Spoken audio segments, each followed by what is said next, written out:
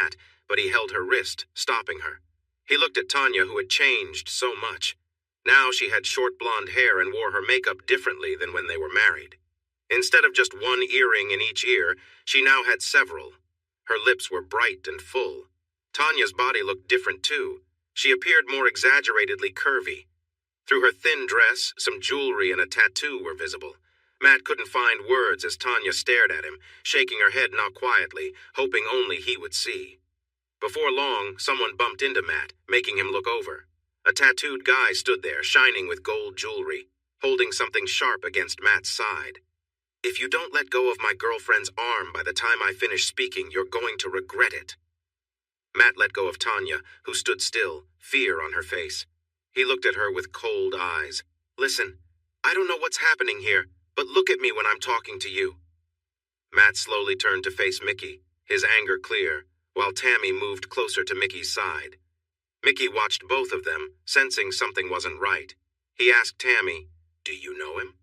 "No, it's my fault. I turned with a tray and didn't see him," she replied. Mickey glared at Matt and then turned back to Tammy. "What's your problem? She said sorry. Why did you grab her?" At that moment, two big bouncers arrived and Matt's group moved in behind him. "I was just making sure she didn't hurt herself with that broken glass," Matt explained. "Okay, now just back off and enjoy your night. If you come too close to my girlfriend again, you'll regret it. Understand?" "Yeah, I get it. She's all yours." Matt continued to look at Tanya, hoping she understood that he meant what he said. After their last meeting, he had turned against her completely. Seeing how she had changed only strengthened his feelings. In his mind, she looked cheap. Mickey ordered new drinks for their private VIP area. To show that Tammy was with him, he stood behind her, kissing her neck while his hands reached around, clearly trying to be affectionate in front of Matt. Matt went to the bar to order some drinks. After getting the drinks, Matt took them back to their VIP table and then walked into the club, leaving the VIP area behind. He was filled with many emotions: anger, surprise, sadness, and a deep sense of loss. He had lost his lovely wife and he couldn't understand how this had happened. How could she abandon their relationship and end up with someone like that? It was clear she was involved with a rough man, but what had pushed her to make this choice? Matt tried hard to push these thoughts away. He drank, danced, and chatted with others until he was too drunk to think straight. Stumbling out of the club, he made his way back to the hotel and into his room. He fell on the bed, feeling dizzy. Memories of his earlier meeting with Tanya swirled in his head. Crawling to the bathroom, he barely made it to the toilet before he got sick. Eventually, he fainted on the bathroom floor. Warm water woke Matt up. Feeling fuzzy and confused, he realized he was sitting fully dressed on the bathroom floor in the shower. He looked up and saw someone outside. "Hey, buddy, you were not in a good shape. I thought it would help to get you under the shower. I'll go make you a cup of coffee. You should take off those clothes and wash them as best you can here. Hang them on the radiator to dry." It was Mark, his co-worker, who was sharing a room with him. Matt nodded and started to get up, ready to clean himself up. 10 minutes later, he came out of the bathroom wearing a robe and sat on the bed.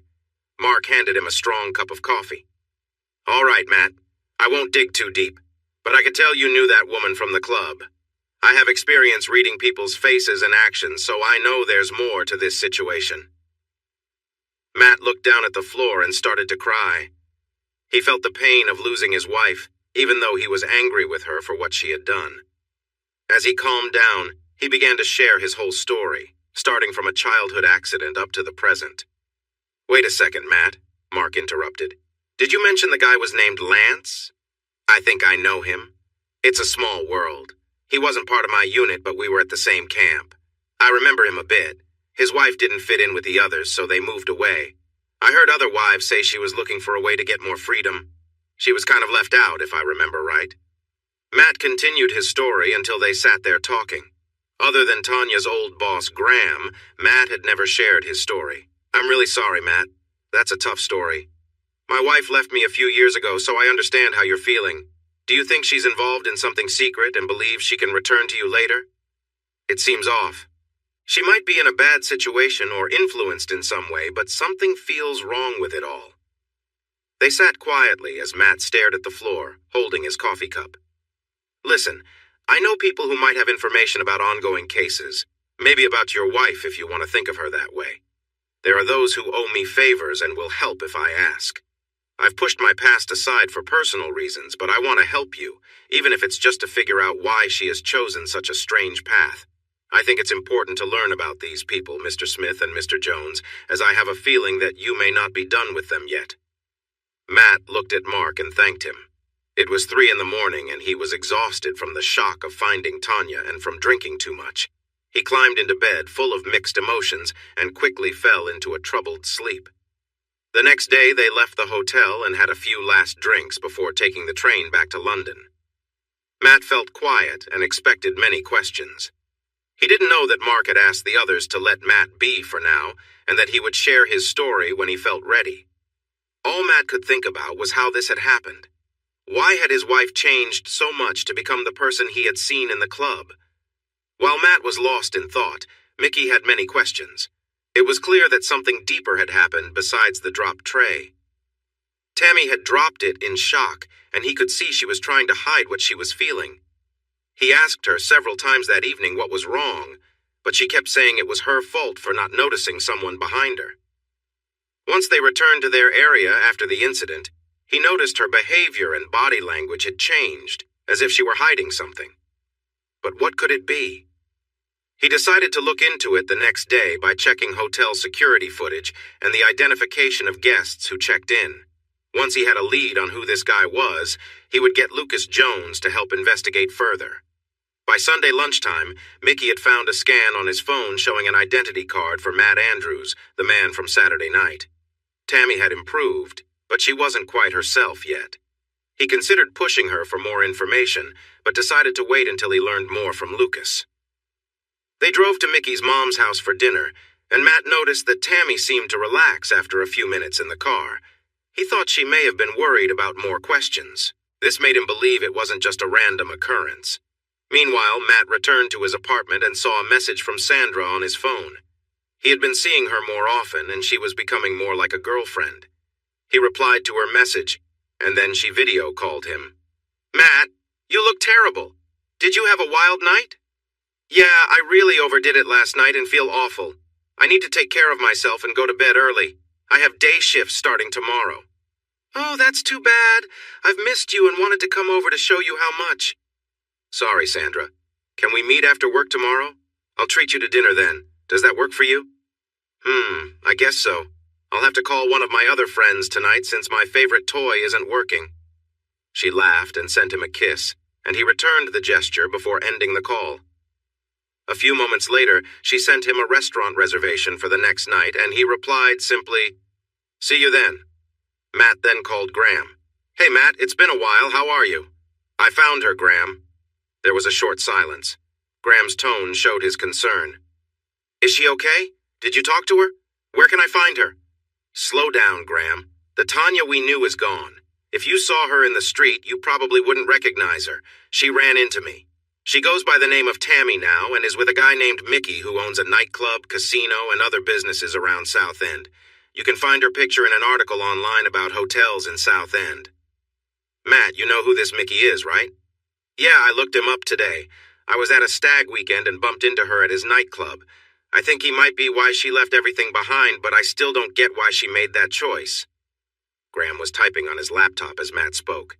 "Matt, are you serious? That blonde woman is Tanya? I wouldn't have recognized her. Do you think something's wrong with her? I'm going to come there and see if I can get into the club." "Graham, you wouldn't get in, and if you did, you'd stand out too much. We need to figure out if she's okay. If she's in trouble, we have to find a way to help her, Matt." After a moment, Matt said, "I have an idea, Graham. I'm going to try to get close enough without being noticed, so I can find out if she is there by her own choice or if someone is making her stay. If it's her choice, then we can leave her be. I want to forget about her and move on." They talked about this for a while. Graham mentioned he would investigate Mickey, but Matt said it was not worth it. It was her life to lead now. "Matt, I feel so guilty. I let Smith and Jones get close to her even though I tried to stop it. This is my fault. If I had paid more attention, I could have changed things." "I don't think you could have, Graham. As I think about it now, I remember how hesitant we always were when discussing work and family. We didn't see how much she wanted to succeed, and that's what Smith and Jones took advantage of. But I told you it's too late for us. We cannot go back to being a couple." After they ended the call, they looked at how to learn more about Tanya's life. Matt considered wearing a disguise to return to the club. After thinking it over for a day, he decided to shave all his hair off and grow a beard. That should make it hard for people to recognize him, as long as he kept his distance. 3 weeks later, Matt and Sandra checked into a nice hotel close to the casino and nightclub in South End. They planned to spend Saturday night and Sunday there, enjoying a good meal, visiting the casino, and then going to the nightclub. Matt showed Sandra the VIP passes he had bought, and she was thrilled. Once they got to their room, Sandra said she wanted to take a shower before anything else. Matt sat on the bed, looking up nearby bars and attractions to pass the time, while he waited for her to finish. When Sandra came out of the shower, she had a playful smile on her face and asked if he had any fun ideas for the night. She stood in the doorway, wearing a bright blue outfit that hugged her figure. Her legs had cute patterned stockings that added to her look.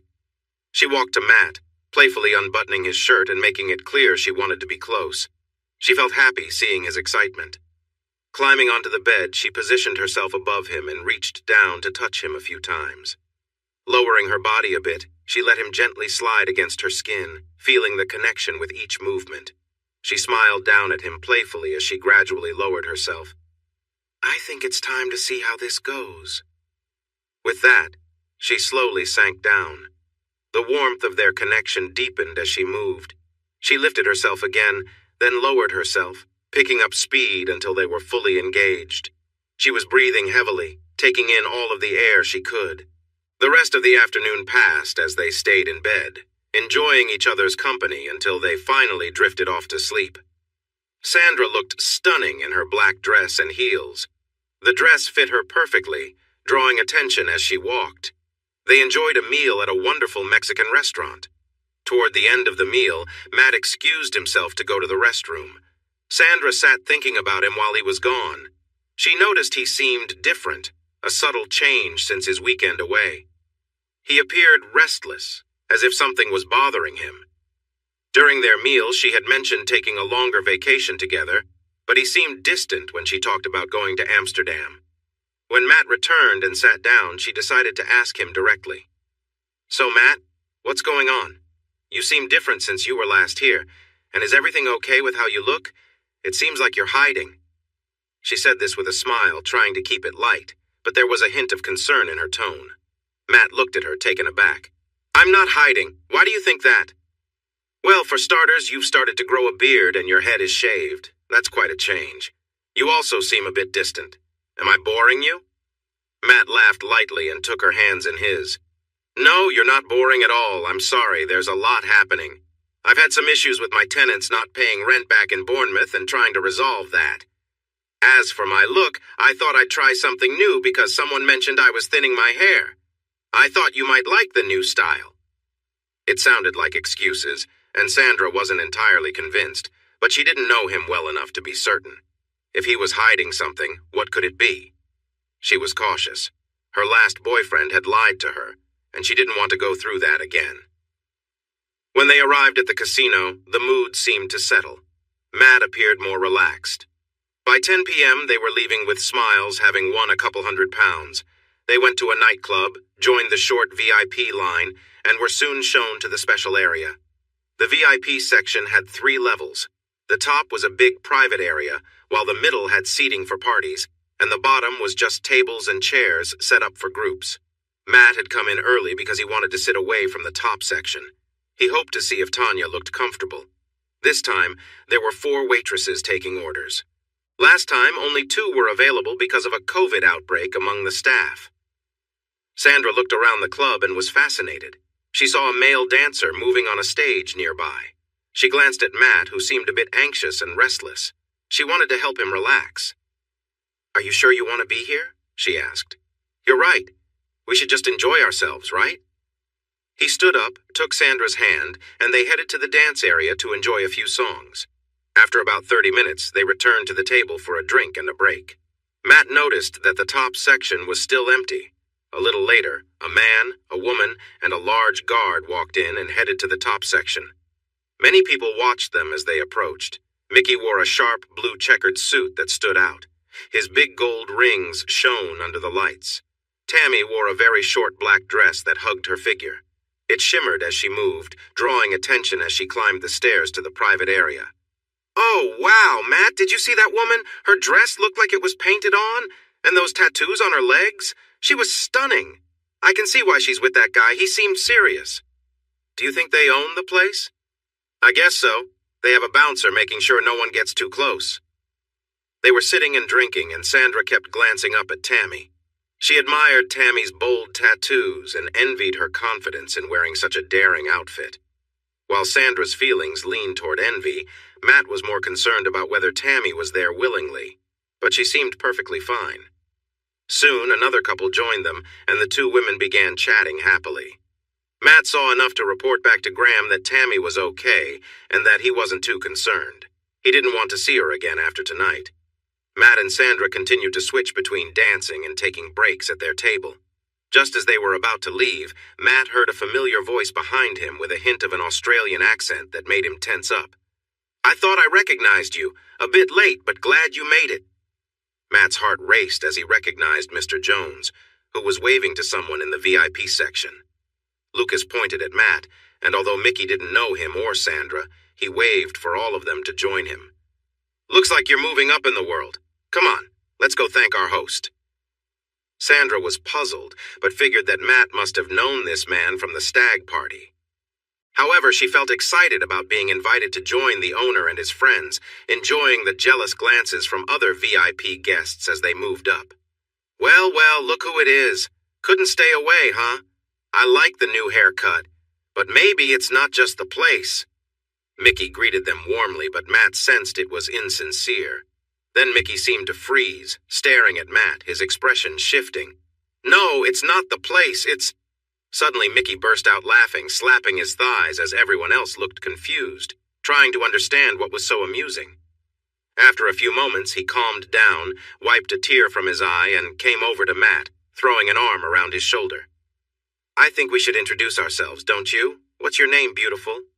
Mickey was looking at Sandra. "Oh, I'm Sandra. Matt had brought me here for a romantic evening," Sandra said. Mickey chuckled and shook his head. "Sandra, I think your boyfriend might be keeping you in the dark a little bit," he teased. Mickey introduced the group in the VIP area, which included his sister Tammy, her husband, and Lucas Jones. Then, pulling Matt closer, he made his next announcement. "Everyone, this is Matt. He used to date Tammy a while back, and I do mean that boyfriend." Everyone but Sandra, Tanya, and Matt laughed. Sandra shot an angry look at Matt, who was staring at Tanya, trying to avoid eye contact with anyone. "This is too funny. Why aren't we on one of those TV shows where they give you money for catching moments like this on camera?" Mickey joked. He waved over a waitress and ordered a bottle of champagne, then turned to Sandra.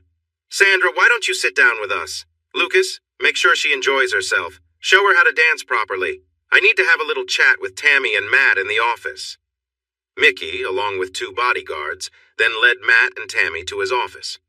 The room was large, with a meeting table and a few sofas arranged around a coffee table. The whole time, Matt and Tammy stayed silent, exchanging worried looks. Mickey pointed at a chair, and the bodyguards pushed Matt down into it when he hesitated. They tied his wrists to the chair. Mickey whispered something to one of the guards, who left the room. Mickey turned his attention to Tammy, who stood still, fear evident on her face. She was trying to figure out what was going to happen, worried that Matt might reveal too much about their past. "You lied to me when I asked if you knew him, and I found out the truth," Mickey said, his voice cold. "I'm not happy about that. I'll deal with you later, but first, Matt needs to understand where he stands." Mickey glared at them, his anger clear in the tense atmosphere. Tammy, desperate, tried to speak. "Please, Mickey, it was a long time ago. Let him go. Before she could finish, Mickey stepped closer to Matt, his actions deliberate and threatening, sending a clear message of control without saying another word. The tension in the room grew, and it was clear that things were not going to end well, but no more words were needed to make that point. Mickey's voice was sharp and commanding. "If you want even the slightest chance of him making it through tonight, now." Tammy's eyes filled with tears as she hesitated, the weight of Mickey's demand crushing her. She moved closer to Matt, standing just a couple of feet away. Matt, his emotions swirling, refused to let his tears fall, though they threatened to. Mickey positioned himself behind Tammy, leaning in close as he stared at Matt, who was trying to look away. Mickey instructed his bodyguard to force Matt to face them. Matt closed his eyes tightly. "Open your eyes or you'll regret it," Mickey snapped, his voice laced with threat. "And you, keep looking straight at him." Reluctantly, Matt opened his eyes. Mickey's smirk grew as he maintained control over the situation, sending a clear message of power and dominance without needing to say more. Mickey's tone remained cold as he continued speaking to Tammy, mentioning past events and asserting control over her. He made it clear that stepping out of line would come with severe consequences. Meanwhile, Tammy's desperation grew as she tried to reason with him. "Please, Mickey," she begged. "I should have told you everything from the start, but it was just an accident that we ran into each other. You know you're the only one for me." Just then, the other bodyguard returned with a bottle of strong alcohol. Mickey nodded, and the guard moved to Matt, gripping his face tightly. Despite Matt's attempts to resist, he was forced to swallow a large amount of the drink, coughing and sputtering as it went down. Once it was done, Mickey's voice cut through the tension. "Get dressed," he ordered, signaling an end to the standoff but leaving the air thick with unease. Mickey stood over Matt, leaning in close to whisper in his ear. "You should be grateful for tonight.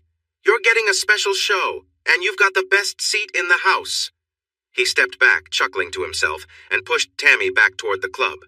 She wanted to glance at Matt, but she knew that would only make things worse.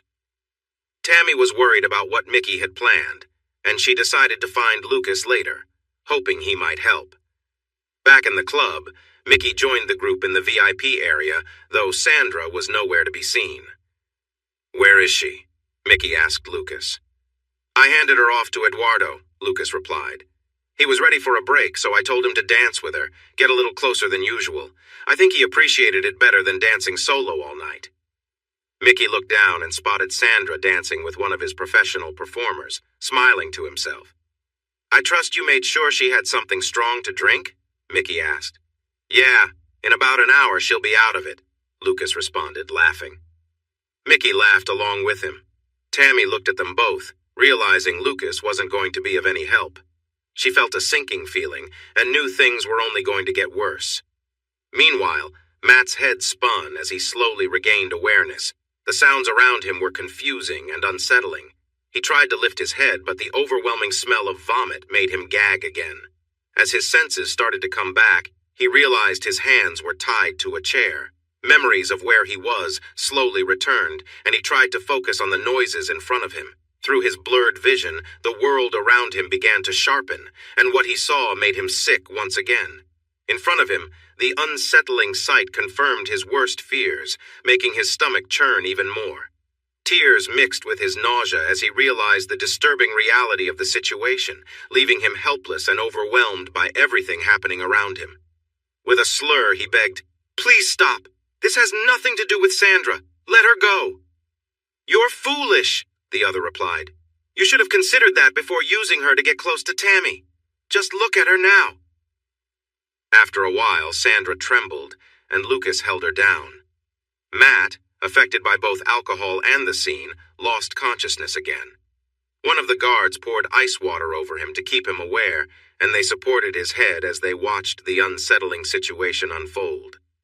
Eventually, the women were made to kneel in front of Mickey and Lucas. Although Matt couldn't see everything clearly, he could hear unpleasant sounds as the situation continued. It seemed like Sandra was in a difficult position, and soon he lost track of it all again, despite the cold water trying to keep him alert.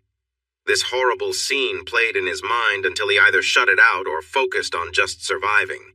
When he woke up, he felt cold and could smell the salty air that comes from being near the sea. Rolling over, he found himself in a parking lot behind some shops near a bin piled with trash. He managed to stand, feeling unsteady and clammy from too much drinking. He found his wallet but no phone and started to stagger back towards the hotel. It was 4 a.m. At the hotel, he didn't have his key card and had to convince the night manager that he was a guest before getting a new one. He entered the room expecting to see Sandra, but she was gone. After a moment, he noticed all her things were missing. She had checked out. He returned to the desk and asked the manager if a young blonde woman had left recently. The manager confirmed she had left with a man. Matt assumed it was Mr. Jones. Despite feeling terrible, anger filled him. Back in the room, he took a shower and plopped onto the bed, quickly falling deep into sleep. He was awakened by knocking on the door he had slept past the checkout time. He opened the door and apologized, asking for 10 more minutes to pack. After leaving the hotel, he walked into town to buy some pain relievers and grab a coffee. Before that, he found a store selling used electronics and purchased a second-hand smartphone that was charged, along with a Pius Hugo SIM card. While sipping coffee, he set up the phone and downloaded his backup data from the cloud. He called Sandra, but it went straight to voicemail. He decided not to leave a message and kept calling until she picked up. He took a train back to London and headed to his temporary apartment. He called Graham using a special phone just for him. He shared what had happened, saying that Tanya was there of her own choice and that he never wanted to see her again. He asked Graham to not mention Tanya again and promised to keep in touch as a friend. Later that evening, he went to Sandra's apartment and rang the doorbell. When she answered, she had a cut on her lip and her voice was hoarse. Tears rolled down her cheeks as she partially closed the door to talk to him. "I hate you. I understand now why you were so distant. I was just someone you used to get to your ex. Just leave me alone, Matt. Look at me. I've ended up with someone who got too involved. He brought me back here and... She started to cry, and Matt tried to open the door to comfort her. "Don't come near me. This is all your fault. He said if I go to the police, I'm in trouble. Do you have any idea who you've brought me into? Just stay away from me. I wish I had never met you. Please, Sandra, let me in. I need to explain. Hello, police. There's a man harassing me at my door." While he was talking, Sandra called for help. She stared at him with anger in her eyes. Matt turned and walked away, feeling defeated. His struggles with Smith and Jones had taken Tanya from him, and now it seemed like Jones had taken Sandra too. He felt like this was a battle, and he was determined to fight back. When Tammy woke up Sunday morning, she was alone and started to cry. This was not how things were supposed to go. She needed to reach Matt and explain that everything had gone too far. She looked in the mirror and felt unhappy with herself. Why had she let things escalate like this? She felt as if two parts of her were arguing, slowly realizing that she was starting to lose control. The next time she met Mr. Smith, she needed to insist on seeing Matt. She sat on the bed and hoped that Matt was okay. She felt sympathy for the woman with him. She had been through a lot, but at the same time, she was relieved that Matt was hers. Tammy was supposed to see Mr. Smith, who was pretending to be a doctor for her mother in a care home. After getting dressed and ready, Mickey took her keys and said she was going for a drive with him to visit an old friend. Mickey felt cold and distant, making Tammy uneasy as she remembered his words from the night before. They rode in the Range Rover, crossing over to rural Kent on winding country roads. A sense of fear washed over her as she thought about how to keep herself safe from Mickey's intentions. They finally arrived at a big gated property with a large house and a repurposed barn. "Where are we, Mickey?" Tammy asked, her voice shaking. "This is my oldest friend, Tony T. We went to school together. I talked to him this morning, and he's eager to meet you. He'll help you understand where you stand, Tammy." Tammy looked at Mickey, her face pale with worry. "Don't worry," Mickey said, trying to reassure her. "You'll be driving out later, sitting in that seat, going home with me. You just need to spend some time with Tony." As they entered Tony's home, Tammy felt nervous, looking around. Tony didn't seem threatening. He was more like an older fan of games. They talked for about an hour and a half, and Tammy started to feel a bit more at ease. It seemed hard to believe that this man would be involved in any punishment. Suddenly, the loud sound of a motorcycle broke the calm, echoing through the woods around the property. "Let's go outside to meet my friend DeFazio," Tony said. "You have an appointment with him, Tammy." Mickey stood and extended his hand to Tammy. She took it, unsure of what was happening, as they made their way outside. There stood a man who looked like he belonged in a movie about a tough future. He wore old black leather and had a crew-cut hairstyle. A face mask covered much of his face, with a zipper across his mouth and holes for breathing. His bright blue eyes peered out from the mask, looking at Tammy in a way that made her shiver. She grabbed Mickey's arm, feeling increasingly anxious. Mickey calmly approached Tammy and took her arm, guiding her away as she protested. "You know what happens with betrayal, Tammy. This time you'll leave here, but next time, who knows?" he said. DeFazio pulled Tammy towards the barn. Once inside, he closed the door behind them. Mickey followed Tony into a small room filled with computers. Tony indicated for Mickey to sit and watch 2 screens showing video from the next room, complete with high-tech graphics. This was what Tammy would see when she put on virtual reality goggles. Mickey stayed behind as Tony went to help DeFazio with Tammy. What Tammy didn't realize was that Tony had unusual interests. Mickey had heard that someone was creating advanced equipment that could change the way people experienced certain activities. He received a phone call asking how things were going and if he could bring his girlfriend to try it out. He explained that she needed some discipline, and he felt strongly that something needed to be done to fix it. Mickey wasn't allowed in the room, but his friend Tony had just the right person to help. His new friend, known as DeFazio, would handle everything. Even though Mickey couldn't be there, Tony promised that the view from the screens would be interesting. He also knew that Tammy was pregnant, and while the physical effects were minor, it was all about how the mind interprets experiences. For the next 2 hours, Mickey watched DeFazio work. He felt like he was watching a master at his craft. When Tony revealed who DeFazio was, Mickey found it amusing. It showed how easy it was to mislead people with the right stories. Eventually, it all came to an end. DeFazio left the barn, hopped on his motorcycle, and drove off without saying a word. Mickey thought it was great. He asked Tony to thank him and mentioned that they were doing something special together.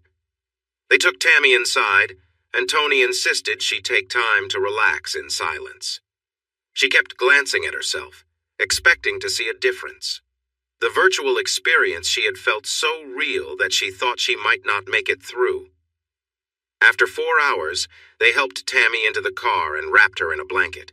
The ride home was quiet, with Tammy staring blankly out of the window.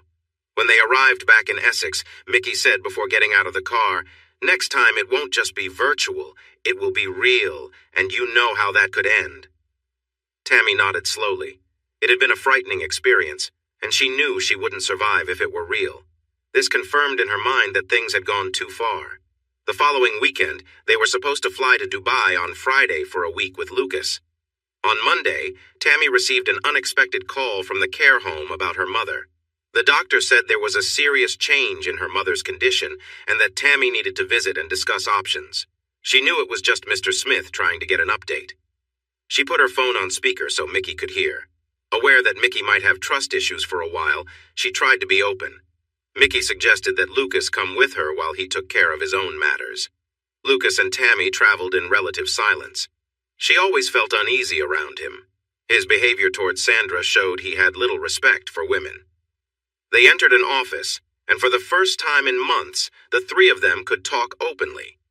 The meeting did not go well. Mr. Smith didn't know that Matt had accidentally met Tanya a few weeks earlier and had come back to see her just last weekend. Mr. Smith was frustrated with Mr. Jones, who had a direct link to Matt and had met him a couple of times. Things got worse when Mr. Smith suggested that Mr. Jones was sharing more information than he should with Mickey's team instead of with the government. As the discussion heated up, it was Tanya who raised a key question. "Mr. Smith, what exactly are we looking for? It's not just Mickey's operations. There's something more.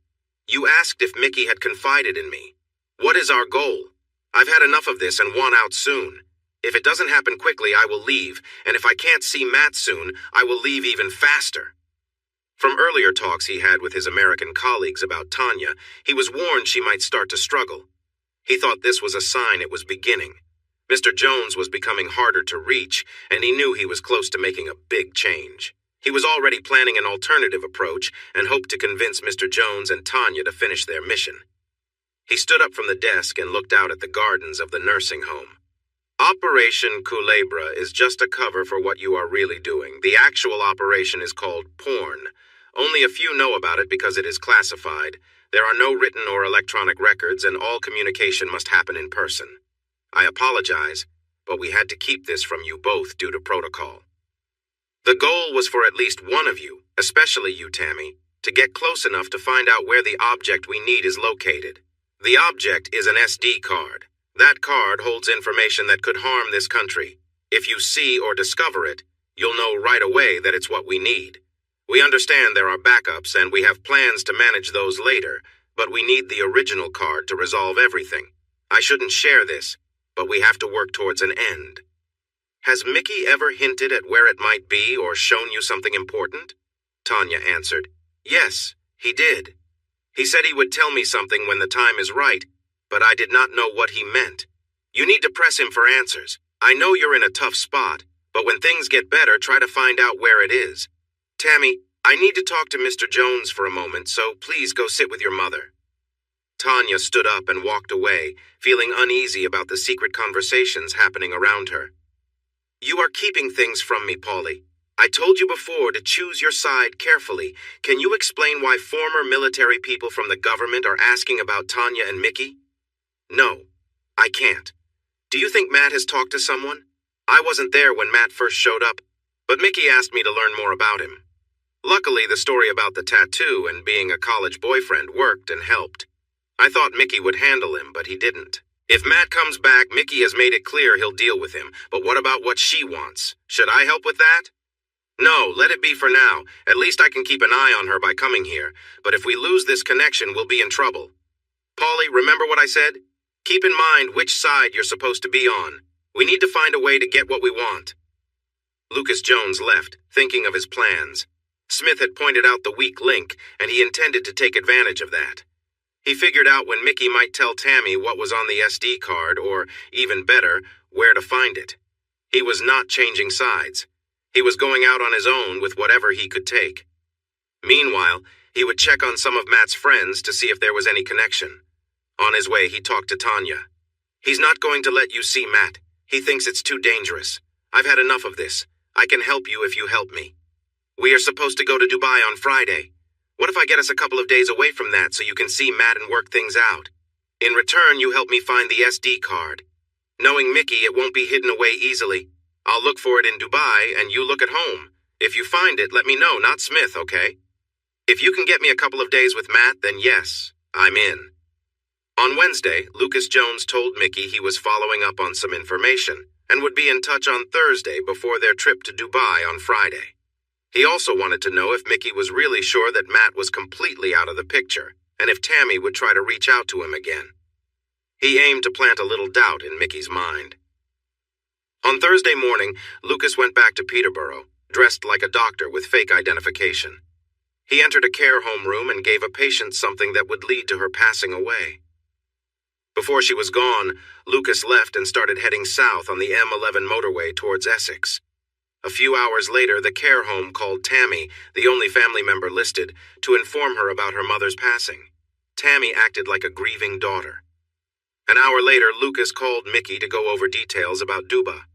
Mickey shared that Tammy's mother had died, but he felt uneasy about leaving her alone. Lucas suggested that Mickey go meet the Russians alone while he stayed with Tammy, then arranged to bring her out on a flight scheduled for Sunday. They agreed to this plan, and Mickey flew out the next morning. On Friday, Matt had a long 12-hour shift. After work, he went back to his apartment to collect the mail. As he approached his door, someone coming the other way suddenly grabbed him, and he felt a sharp sensation in his neck. Mr. Jones had come into the building minutes earlier, walked down the hall, and timed it perfectly as Matt opened his door. Wearing a baseball cap and jacket helped conceal his identity. He called Tammy to tell her to come up to the apartment. When Matt came to, he found his arms stretched out above him and unable to move. Looking around, he saw that his wrists were in handcuffs attached to his bed. Sitting on the edge of the bed was Tanya, dressed in a flowery dress. "Please, not again. Don't do this, Tanya." "Sorry, I wasn't sure you'd want to see me, but I promise we can work this out, Catch. I promise we can find a solution." Catch, he hadn't heard that name in months. It used to mean something different, but now it felt wrong. "Let me go, Tanya, or whatever your name is. You signed the papers to end our marriage willingly. I was forced to sign mine. There's nothing left to fix. Do you really think keeping me here like this will help? If you care about yourself, let me go and forget this ever happened." She leaned forward to kiss him, but he turned his head away. Instead, she kissed his cheek while her other hand traced down his chest. We used to have fun like this, and you enjoyed it. My work has just been acting. What I feel for you is real, and I want to show you just how much you're out of touch with reality, Tanya. Look at yourself. You don't see the truth of the situation, do you? I gave you a choice when we were in France. That day, when I asked you to choose between coming home to me or staying with your job, nothing has changed. No, wait. I'm wrong. You manipulated me, tricked me into signing that crazy agreement, and then you hurt me. Do you understand? You forced yourself on me as part of this twisted game you're playing. He felt a sharp slap across his cheek. I told you I would reach the top, and now I have, she replied coldly. I'm coming back soon, and I'll keep my promise. Matt started to laugh, at first quietly, but soon it grew into deep, uncontrollable laughter that turned into tears. He looked at her and saw nothing but anger in her face. She stormed out of the room and came back with Mr. Jones. Instantly, Matt's laughter stopped. His body tensed as Jones approached. Matt tried to struggle, but Lucas pushed him down and injected him with something. As the world started to blur, he heard a voice, soft but distant, telling him they loved him and always would. When Matt woke again, he was disoriented, his mind clouded. He felt someone on top of him, moving. Through his foggy vision, he saw a woman, but his thoughts were too scattered to recognize her fully. She slowed down and leaned forward, wiping his chin before whispering something in his ear. Her words were muddled in his mind, lost to the haze. Matt tried to move to understand, but he was too weak, too confused. Later, when Matt came to once more, his head was pounding. His throat was dry, and he felt a desperate need for water. Barely able to speak, he called out for help. To his dismay, Tanya entered the room, wearing a silk robe and holding a bottle of water with a straw. He tried to sit up, but realized his wrists were cuffed to the bed. He was sure he had been free earlier, but everything was now a blur, a mess of broken memories that didn't make sense. Tanya placed the straw in his mouth, and he drank the water quickly, desperate to quench his thirst. She looked at him with a satisfied smile, but Matt shattered the moment with a hoarse whisper. I hate you. I wish I'd never met you. You've destroyed my life. Please, leave me alone. Get out and don't ever come back. I want nothing to do with you. Understand that? Tanya's expression hardened, but she didn't say a word. She removed her robe and moved closer, though Matt's mind was too far gone to protest. The fog from the drugs still lingered, leaving him powerless to stop what was happening. As the room remained silent, Matt's thoughts drifted away, overwhelmed by the confusing mix of emotions and exhaustion. She leaned forward and wrapped her arms around his neck as she started to pull herself up and down. She tightened her grip as she began to make it difficult for him to breathe. Trying to break free, he began to struggle, feeling more and more trapped. In a moment of panic, he looked directly into her eyes and realized something was very wrong with her. She smiled back at him, showing no sign of understanding. Finally, she let him go, and he breathed in deeply, grateful to be free.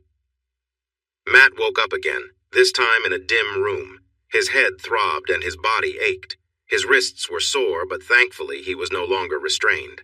He carefully got off the bed and stumbled around his apartment, which was empty. By the kettle, he found a folded piece of paper addressed to him. Inside was a short message. I know you don't feel it yet, but we can fix this. We did before, and we will again. I'm almost finished, and then we can have our family and put this behind us. Love, Tan. Matt stared at the note, unable to believe what he was reading. As much as he despised her, he realized she truly needed help. He called Graham to share what had happened and express his concern for Tanya. Graham mostly agreed, but didn't say much else. Matt prepared a light meal and noticed it was 11 a.m. on Sunday.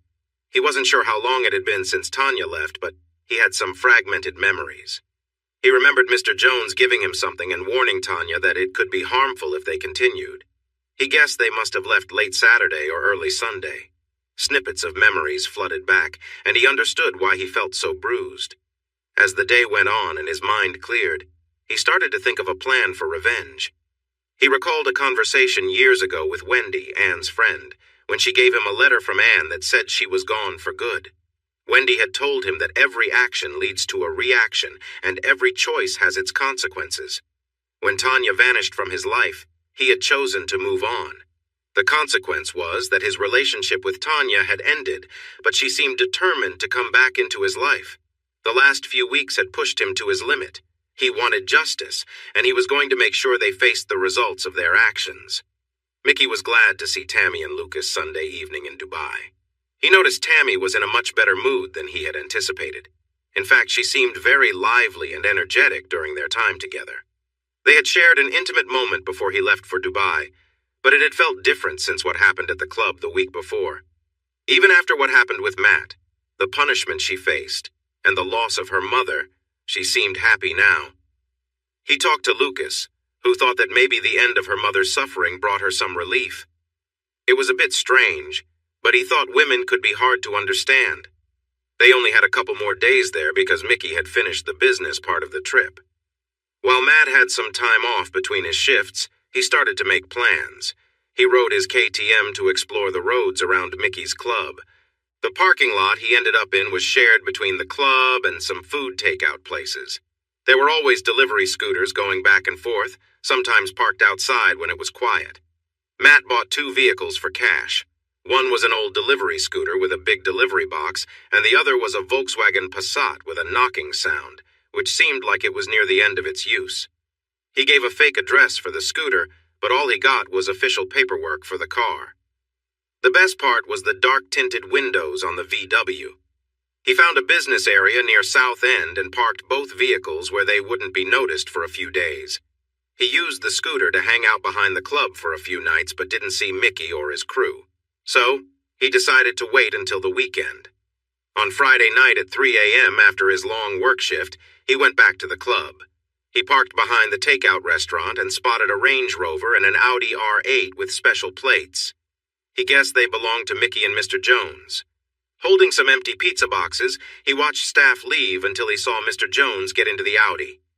Mr. Jones glanced at Matt while he loaded the pizza boxes onto the scooter and then quickly drove away.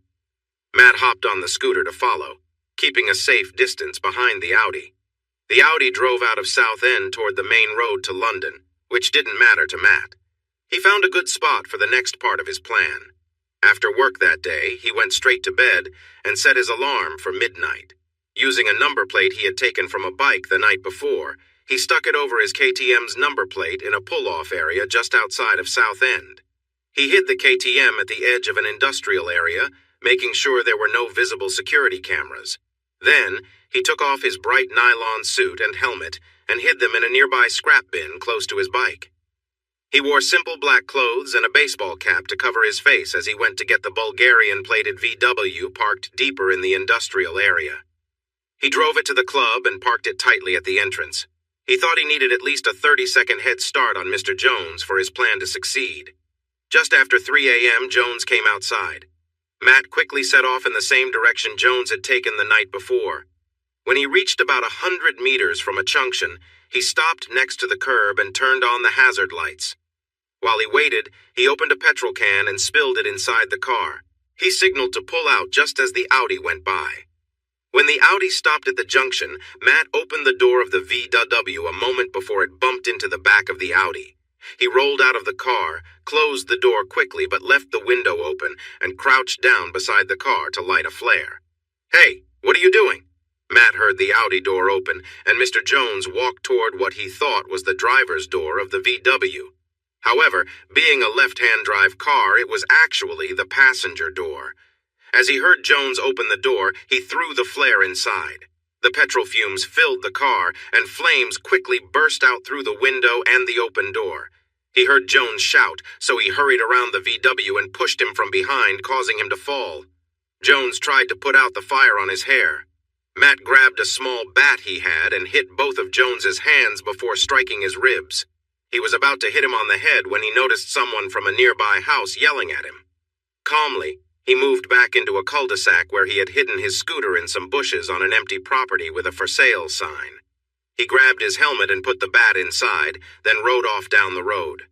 As he left, he saw people helping Jones, who had been pulled away while the 2 cars burned. Matt took the scooter back to where the VW had been and used petrol stored in the box to burn it, along with his helmet and bat. He walked back to find his KTM, dressed in his usual riding gear with a plain black waterproof suit over it, and headed toward London.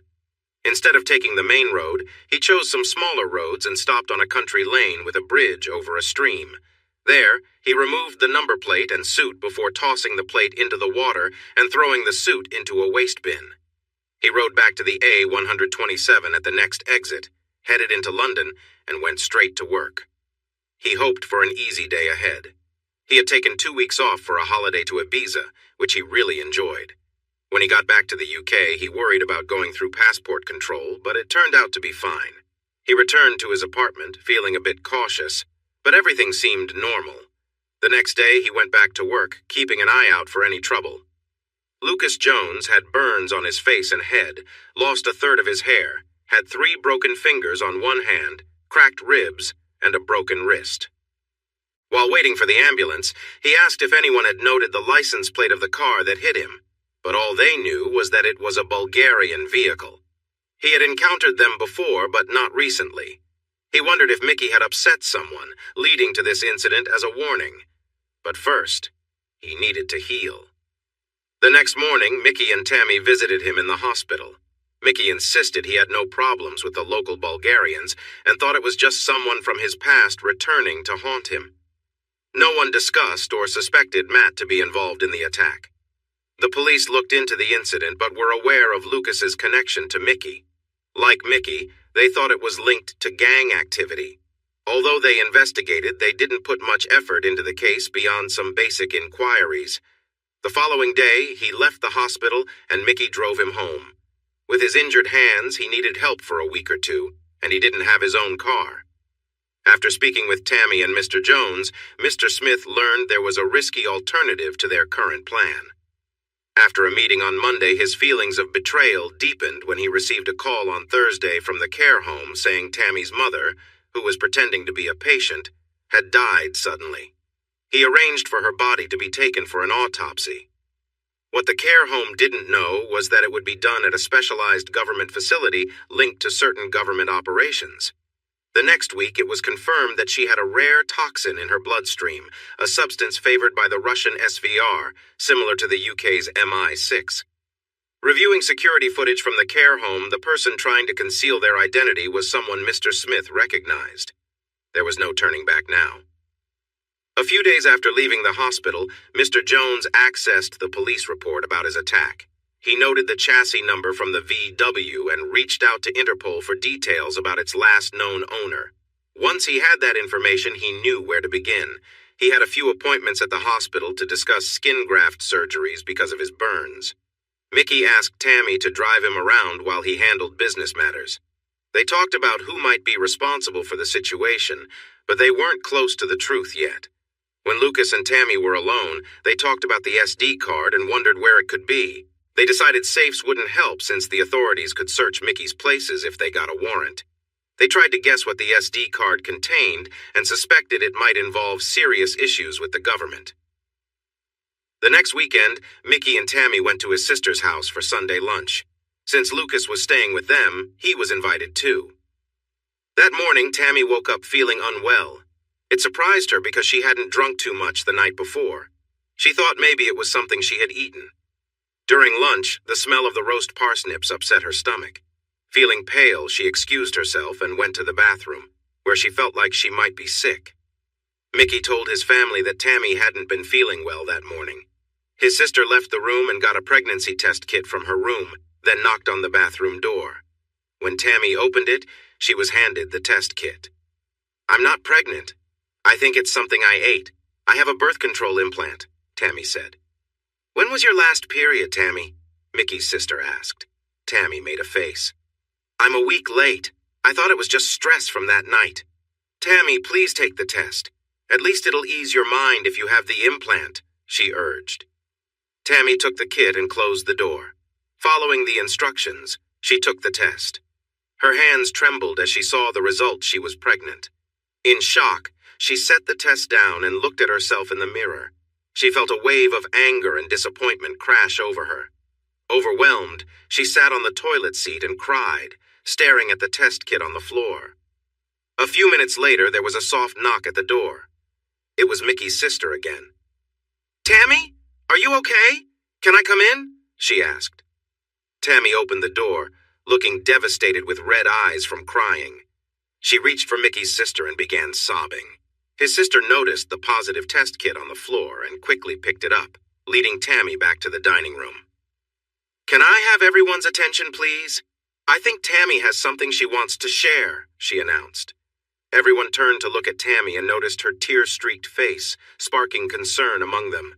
All Tammy could do was stare blankly at Mickey, unsure of what to say next. After a moment, Mickey's sister finally showed everyone the test kit. Mickey's mom was the first to react, shouting excitedly, "Oh my God, Mickey, you're going to be a dad!" Dinner was forgotten as everyone began celebrating with cheers, hugs, and congratulations. Only Tammy stood still, looking shocked. Mickey placed his hands on her waist and smiled at her, but she didn't seem happy. He pulled back, confused. His sister then pulled him into the kitchen. "What's wrong with her?" he asked his sister, clearly upset. "Mickey, just calm down. She's in shock. She's overwhelmed. Remember, she said she wasn't ready for kids yet and wanted to wait another year. This wasn't planned, so just give her time. It might take a couple of days for her to adjust, so please be kind to her." Mickey let out a half laugh. "Women, right? You can't live with them, can't live without them. Are you sure that's all it is?" His sister nodded and hugged him tight. "Mickey, you're finally going to be a dad." In the dining room, Tammy looked at Lucas, who was sitting quietly with a smirk. She realized he likely had a part in what had happened, possibly during her doctor's visit. While Mickey was away, Lucas gave Tammy a quick hug and whispered in her ear, "Now use this to figure out what we need so we can leave." When he stepped back, she glared at him. It felt like he had only been looking out for himself. But she also thought about the possibility that the baby could be Matt's just as easily as it could be Mickey's. Feeling uneasy, she excused herself to lie down in a bedroom. Lucas, returning to his seat, found the situation amusing. He had figured out how Tammy's cycle matched up with the dates, and knew she might be fertile when he brought her and Matt together, especially after a few days with Mickey in Dubai. That fake implant had certainly done its job. He thought this might lead Mickey to share more with Tammy and help him with his plans. As the weeks went by, the shock began to wear off, and Tammy felt trapped. She realized that Matt and Mickey were very different, and it would be clear who the father was when the baby arrived. With no direct way to contact Mr. Smith, she depended on Lucas to set up a way to communicate. She tried sending coded messages through online and printed catalogs, but so far she hadn't received any replies. She felt stuck. She managed to pretend everything was fine to keep Mickey happy, but she knew from her recent time with Matt that she didn't fit with Mickey. She began to think about finding a way to escape on her own. Not long after Mr. Jones spoke with Matt, Mr. Smith had a phone call with Mr. Jones. Jones told Smith he would visit him soon. Smith talked about the unexpected loss of Tammy's other mother. Jones didn't think much of it and brushed it off. Smith insisted to Jones that he needed to keep in touch, but he already knew Jones was not doing so. This became clear a couple of weeks later when Mickey's sister shared on Facebook that Tammy was going to have a baby. He had learned from Tammy earlier that she had gotten a new birth control implant a few months ago. Again, he suspected that Jones might be involved, but he wondered what Jones would gain from a pregnant Tammy. Lucas finally received some news he had been waiting for. 6 weeks had gone by since he was attacked, and Interpol had found an address for the owner of the car from Bulgaria. The owner had no known criminal connections and was a married plumber. He had traveled to the UK for work for a couple of months before returning home, as shown by his passport. Lucas flew to Bulgaria to gather more details himself. Lucas walked from a small house on the outskirts of Veliko Tarnovo, feeling excited. After being welcomed inside, the owner explained he had sold the car to fund his way home since it was in bad shape. He had posted the sale on Facebook, and a young Englishman had bought it. Lucas then showed the owner a picture of Matt, confident that he recognized the person who bought the VW. He thanked the owner but mentioned there would be a cost for this information since he had traveled all the way to Bulgaria. Within moments, the owner found himself tied to a chair and hurt. In his last moments, he was forced to watch a man do terrible things. As he felt himself slipping away, he shouted, and with his fading strength, he saw Lucas take action against his wife as well. Lucas felt a strange thrill in this chaotic moment. Soon after, Lucas was preparing to leave the country and think of ways to make Matt pay. He considered every option available to him and how he could gain from hurting Matt. By chance, he knew some additional information awaited him back in England, which might connect everything together. Mr. Smith had been looking into certain government offices to find out where the discreet questions about Matt and Tanya were coming from. He reviewed the file on the couple and remembered the troubled relationship noted in Matt's records. The question was whether this was merely a coincidence. His question became more interesting when he found that Jones had been investigating on his own, using his government connections without telling anyone. One of Matt's colleagues used to be in the SAS, but there is no record showing that Lance and Mark worked together. Did Matt share his plans and ask for help? He was working on a way to deal with Mr. Jones. He hoped Tammy could find that SD card before he had to make a tough choice about his former assistant. Taking care of Jones would come with risks for Tammy. When Lucas returned to England, he looked for Mickey and met him in the nightclub office. He slid his iPad to Mickey, showing a confidential file with the profile of a former SAS soldier. "What's special about him, Lucas?" Mickey asked. Lucas took the iPad back and showed a recent photo. It had the man with Matt sparring in a gym and a picture of his fire brigade ID from the stag weekend. Mickey sat up, anger flashing across his face. "This guy is working with Matt, but I suspect he is an MI5 agent sent to the fire service to watch Matt and maybe influence Tammy." Mickey turned pale, stood up, and started pacing the office. "I think that's why they came here. First both of them together, then Matt tried to reach Tammy when we caught him. I've had the team check the video footage, and with the special scanning software, I think those were the only 2 times they attempted something here. You need to keep Tammy very close now." "I've heard enough, Lucas. I want this situation handled. For good." They spent the next couple of hours talking and planning. By the end, they were both laughing and ready to take action. Meanwhile, Mickey did not know about a conversation that Lucas had with Mr. Smith. Mr. Jones showed Mr. Smith security footage from the club to convince him they were trying to connect with Tanya on behalf of another government branch. Mr. Smith connected the dots, linking the secret inquiries back to Mark and likely Matt. He ordered Mr. Jones to address the issue. Lucas could already sense the revenge he was about to unleash on Matt. 3 weeks later, Matt's team was called to a fire in an old Victorian shop that had turned into a warehouse. The first report said it had been empty for a few years and had been used by homeless people and drug users. The fire was on the 4th floor, so while they worked on putting it out, others entered the building to check for anyone inside. Mark and Matt were tasked with checking the 2nd floor of a building. After about 5 minutes of searching, 2 people in a stolen BMW parked a short distance away were watching live camera feeds from inside the abandoned structure. Feeling confident that the men were deep enough inside, Mickey called a number on a disposable phone. Suddenly, a loud noise echoed, and there was a bright flash. The ground trembled as smoke quickly filled the area where the building had been.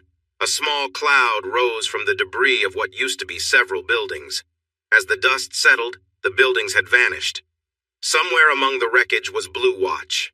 Meanwhile, Matt found himself in a small boat. He thought he was on a lake because the water was calm, but he wasn't sure. It was dark and misty, making it hard to see. He thought he heard voices calling him, though they were unclear. He looked around for land, but the fog was thick. To his surprise, a woman appeared, walking on the water through the mist toward him. As she drew nearer, he recognized Tanya, wearing a flowing white dress and smiling. He wanted to reach out to her, but realized he couldn't move. He was frozen in place. Still smiling, she brushed her hair from her face. Leaning toward him, she placed her hand on his chest. A sharp pain shot through him, and he shut his eyes tight, hoping it would go away. When he opened his eyes again, a woman with short blonde hair and many tattoos was staring back at him with dark eyes. She raised her hand, which was stained, and reached for his heart, taking a bite before tossing it into the water. Then she sank slowly, keeping her eyes on him until she disappeared. The mist thickened, blocking out the light and making it hard for him to breathe. Matt found himself engulfed in darkness, struggling for air. His eyes fluttered shut. "Okay, everyone, clear." The paramedics stepped back from the still body as the defibrillator sent a jolt through it, causing the muscles to twitch. They reset the machine and tried again, but there was no response. After one last attempt, they found a weak pulse. In the following minutes, They set up drips and injections before moving the body into an ambulance. With a worried expression, the fire station commander spoke to the paramedics as they began closing the back doors of the ambulance. "Do you think he will pull through?"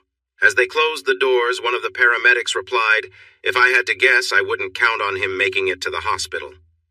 With that, the ambulance sped away, while more emergency vehicles continued to arrive at the scene of the unfortunate event. In her home in Essex, Tammy woke up feeling unwell, a feeling that had become her morning routine. Like most mornings, she turned on the TV to catch the news while sipping a glass of water. The sound was muted, but news headlines scrolled across the bottom of the screen. She saw that there had been an explosion somewhere that had damaged several buildings. The camera showed a fire truck that was in bad shape, with emergency workers moving swiftly around the fallen buildings. A feeling of worry settled in her stomach as she turned up the volume. It seemed a fire crew was searching the building when the explosion happened, possibly due to a gas leak. Reports mentioned 1 loss of life, and 5 firefighters were taken to the hospital with various injuries, including one in a critical state. Sitting there, a sense of dread filled her as she realized it was in London. She knew Matt was there and prayed it wasn't his shift. Panic set in, and she started flipping through the channels for more information. When that didn't work, she turned to the internet. Mickey entered the kitchen, noticed the TV screen, and increased the volume. After a while, he glanced at Tammy and said, "What a bunch of foolish people. If you play with danger, you'll get hurt one day. Looks like someone got hurt." He gave Tammy a strange smile. She wondered if Mickey had looked into Matt's life and was trying to get rid of him. He had taken Matt's phone weeks ago, and Lucas had managed to access it. They had enough information about Matt, but Mickey didn't know how much Lucas truly knew. Mickey wanted Tammy to go with him to the club today to discuss their marketing plans, leaving her with no choice but to agree. She would do her best to keep up with the news. Meanwhile, a stretcher was rushed through the hospital's emergency entrance, with staff moving quickly but with focus. Matt was taken straight into surgery, where a medical team was ready. The surgeon looked down at the young man lying before him.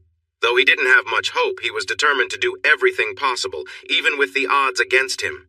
He knew Matt had been caught in an explosion, with a building collapsing on him. He was found under debris with a heavy beam on his chest and significant injuries. His leg was hurt badly, and he wasn't sure if they could help him. Somehow he had lost his mask during the chaos, and there was a big bruise on his head. His skull had a serious dent, which looked bad enough to possibly affect his brain. He began giving orders as the medical team worked hard to help the man lying in front of them. Later that day, when Tammy got home, she turned on the BBC News channel. The explosion was still a major story, and a picture came up of a fire brigade watch team.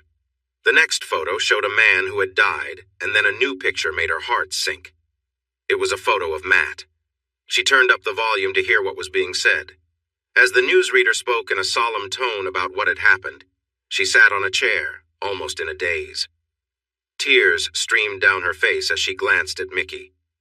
He came over, stood her up, and hugged her with surprising kindness. "I may not have liked him, but this is tough, Tammy. I hope he makes it." Though those were his words, they didn't reflect his true feelings. It might be better for him to be hurt than to die, but as he held Tammy, she couldn't see the smug smile on his face. That same morning, Mr. Smith was having a light breakfast at home while watching the news about a possible gas leak. Seeing the destruction on the TV, he began to think this might not have been a simple accident. A few minutes later, he logged into his government portal to check the status. "Jones, I don't care where you are, but I want you in the office this morning. We need to talk about where our relationship is going." He had tried to call Mr. Jones earlier, but he knew he would show up eventually. While he adjusted his plans, he weighed the pros and cons of keeping their current situation going a little longer before they moved forward with Operation Doomsday. This plan was still being developed, causing some nervousness among those involved. It might be the only way to resolve this ongoing problem in the country. When Smith and Jones finally met, the meeting was tense at first, but eventually they both calmed down enough to make their points. Jones was frustrated that he had been left out of the loop regarding their goals. Smith was concerned that Jones was making important decisions that could hurt their plans. They still held back some information from each other, though. Listen, he started getting his team involved in plans to capture Tanya. I'm not sure another group in our building hasn't interfered by placing his friend Mark there to keep things uncertain. You know how it works. Keep the other team uninformed. Mickey's team was the one that found most of this information. That's why we decided to go after all of them. Smith thought about it for a moment. When things took too long or didn't go as planned, another part of the government often stepped in. With so much at stake, Jones could be right. What about her pregnancy? How did that happen? Okay, I should have talked to you about this earlier. Look, she's pulling away. Just see how deeply involved she is with everything Mickey has done as she tries to move forward. She's not coming back. We both know that. Remember a few weeks ago when she talked about leaving? I see signs that she's getting close to her limit. If we're lucky, being pregnant with Mickey's child might give her a reason to stay connected to him. We need to get that SD card and move on. Smith considered what Jones said. It made sense. This was going to be their last chance as they planned Doomsday. Jones shared some important news. The Russians had thought they could easily send weapons to Europe, then to the UK. But they got greedy, moved too fast, and lost the shipment along the way. Now they were sending smaller deliveries into Rotterdam so they could send one larger shipment from there. The downside was that it would take a while. They were making plans to ensure that the truck would enter the UK without any issues. When Jones showed the list of weapons likely being sent, Smith was surprised. The items were far beyond what street-level criminals typically used. This was the kind of equipment a terror group would dream of having. This could turn dangerous ideas into reality. He agreed to be informed about when and where the delivery would happen, so they could step in and stop it, possibly even cornering Mickey into giving up the SD card for his freedom. Jones mentioned it would take a few months due to some complicated details that needed addressing. However, it would happen. Mickey had already made a significant payment to the Russians. As Jones spoke about this, Smith could see a clear path to successfully running Doomsday. He had every angle planned out. Now, it was just a matter of waiting. After being taken to the hospital, Matt was on the operating table for over 8 hours. He died and was brought back to life twice, and now he was in a medically induced coma to help his body heal. The doctors planned to wait a short time to see if and how much his brain had been affected before deciding what to do next, which included the possibility of removing the life support that was keeping him alive. Meanwhile, deep within Matt's mind, some activity was happening. Receptors were responding to a familiar voice. He could hear Tanya crying, telling him she wished she had never left him. He wasn't sure if it was real or just in his mind. He could only understand things in a very simple way. She sat there holding his hand while the machines around him beeped and buzzed, either helping him stay alive or watching over him. The constant beeping meant things were okay. As she sat close, she told him again that she regretted leaving him and that she truly loved him. She begged him to wake up. She knew he might not hear her, but she felt she had to share her thoughts. She realized she made a big mistake when she left, and now she wanted to make things right. A nurse came in and spoke to her. "Aren't you tired? You've been here for a long time, and the records say he has no family. Are you?" "I'm his girlfriend." "Well, that's not quite right. I used to be his girlfriend, but we lost touch and then lost each other. I didn't know he was here until I saw it on the news. He has no family, so I thought. I thought we could start again when he wakes up. I believe this is meant to be." The nurse glanced at her fellow nurse's name tag. "Anne, since he has no family listed, would you like me to note your details?" Anne smiled. This was the happiest she felt in a long time. When Anne came to visit the next day, a police officer was sitting outside Matt's room. He was the only one from the explosion still in the hospital. She had to sign a register and show her ID, but the officer wouldn't say why he was there or how long he would be. It felt strange and a bit scary. For the next 4 weeks, the police officer stayed outside the room. Depending on her work schedule, she either visited before or after her shifts, and during her days off. She felt alone and wanted to be present for whatever happened next. Matt was still in a coma when his friend Mark was laid to rest. There were many people at the funeral, including lots of news reporters. It turned out that Mark had been in the SAS with his twin brother, who had died alongside him on duty. On that tragic day, Mark had watched his brother's life end right in front of him. A bomb was set off while they were near it. Even though Mark was hurt and in shock, he managed to help cover the others, saving some lives at the funeral. After that day, he carried a heavy feeling of guilt with him, like a burden he couldn't shake off. He lived with that feeling every day. After leaving the army, he found comfort in becoming a firefighter, where he could save lives instead of ending them. Some people at the funeral now realized that this was no accident. It had been planned. They were waiting for Mark's colleague, Matt, to wake up from his coma. They believed he was involved in this sad situation. Back in Bournemouth, Tanya's former boss, Graham, read about what happened to Matt. He was sure it wasn't just a coincidence. He had already done some quiet searching into Tanya's new life and had taken a few days off to follow her. With what happened to Matt, he felt that Tanya must realize it was time to step away from the chaos she had found herself in. He knew she had a regular appointment at the nail salon every 2 weeks at the same time. He planned to catch her then. Tammy parked her car in the public lot and walked down the small main street toward the pedestrian crossing. As she reached it, a man with a flat cap bumped into her. When she tried to move around him, he did too.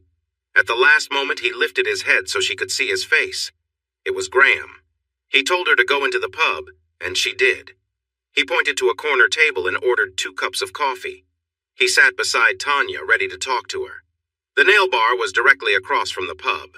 Rita, the nail technician, had seen what happened and became uneasy. She called the owner of the nail bar.